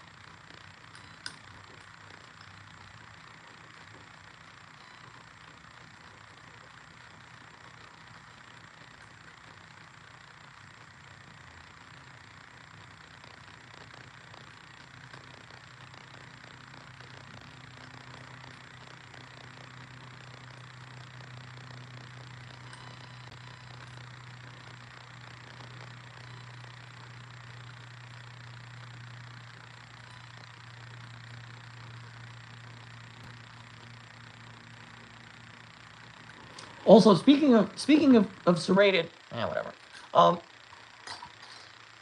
Speaking of serrated, today's really not my day for picking locks, but that's all good. That's all good. It's my day for shooting the shit. Speaking of serrated, yeah, I was picking this master lock a while back, and I was really struggling with it. Now, first off, admission, this is really a Franken master lock, as evidenced by the fact that the key says Abus on it. What this is some mystery master lock body, with the core from an Abus 4150 in it, which I think is hilarious because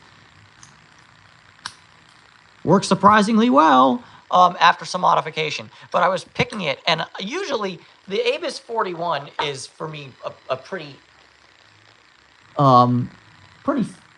easy lock to pick. Kind of, you know, it's a shame that they haven't actually given it an official belt, because I really like the Abus 41 as like an orange belt to probably the lowest, wispiest, lightest of green belts, but more orange in all likelihood. But I really like it, especially now that the Master 570 sucks balls. But yeah, Abuses in general, these small, the Abuses with the Yale style keyway, I love picking them bottom of the keyway with just a super slack hook. I'm using the Reaper #1, which is one of my favorite profiles.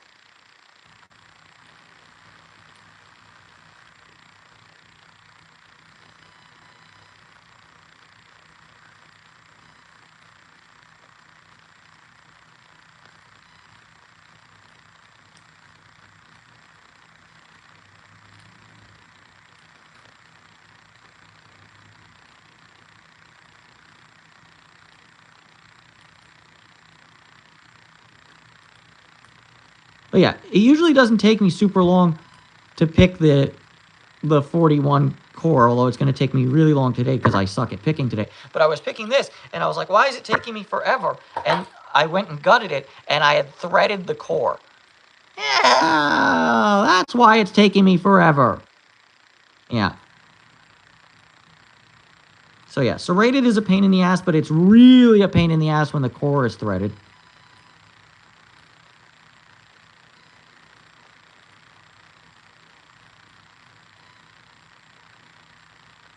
Any particular brand keyways, Chuck Soup, or just just going like, okay, I got Schlage worked out, because some of these lock brands, like especially like Yale, Sargent, Corbin, Russwin, they have so many sections to their keys. It's you might never be able to fill all the keyways.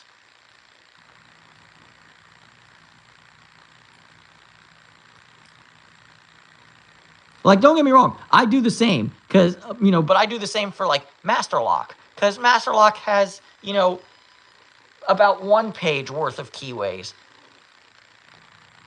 in the Ilko catalog, whereas like Yale has got like a freaking chapter because of the sectional.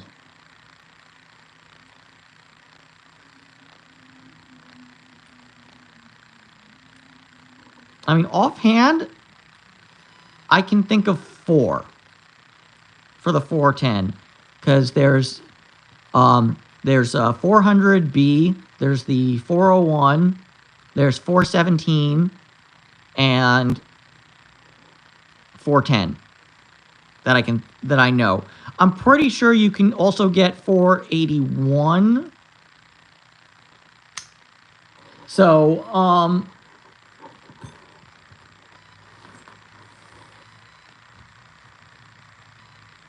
yeah. So actually, let me pull something up if I still have it. Oh. Hello fucking L. Okay, it's okay. The cats ate some of it. I actually had printed out the Master Lock keyways.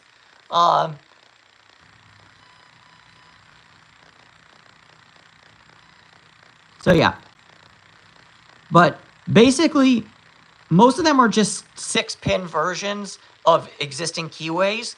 So the 401 keyway is just a 6-pin version of the 1 reserve keyway, and you can actually get this keyway on like a master number 3, or like or a number 1. I actually have a master number 1 with the 1 reserve keyway.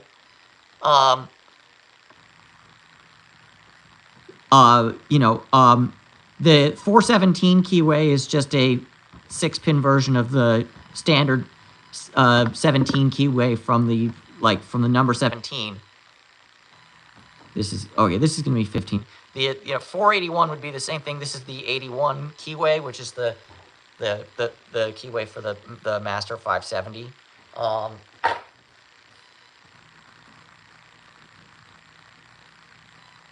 What else? Yeah, and then of course there's the 400B. So there's there's also the 410 keyway, which is actually a 6-pin version of the exact same keyway that's in just the standard master number 3, just the standard M1 keyway. And I think that's, you want to talk about Ella friggin' L. There's an Ella friggin' L.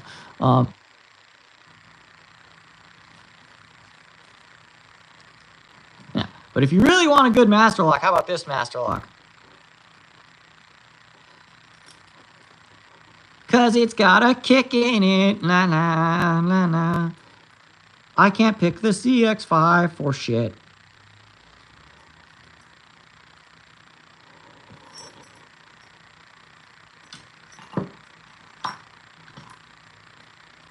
I got the CX. I got all the gins. Pain in the ass brown belt core. This is 5 unsprung sliders with false gates and 6 pins, all of them gins with countermilling.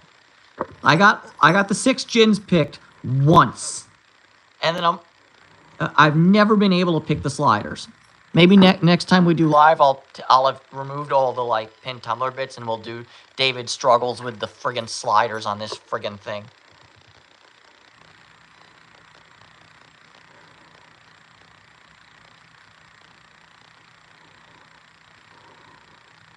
Yeah, I've been doing so much like so much picking related to love locks these days that I'm like rarely picking above a green belt level in difficulty. I'm sandbagging myself. Like, dude, I did on a different live. I literally picked a purple belt lock. Bleh. Okay, I'm shooting the shit. It's 6:15. I need to meet my mom in an hour.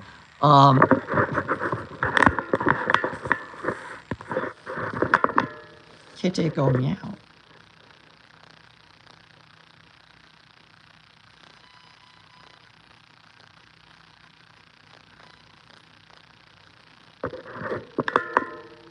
Mihi Boop, would you like to be painted like one of the French cats?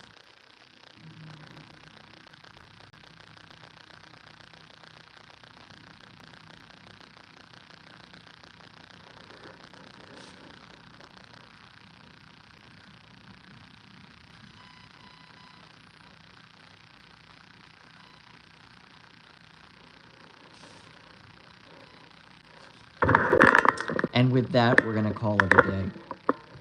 Bye, everybody.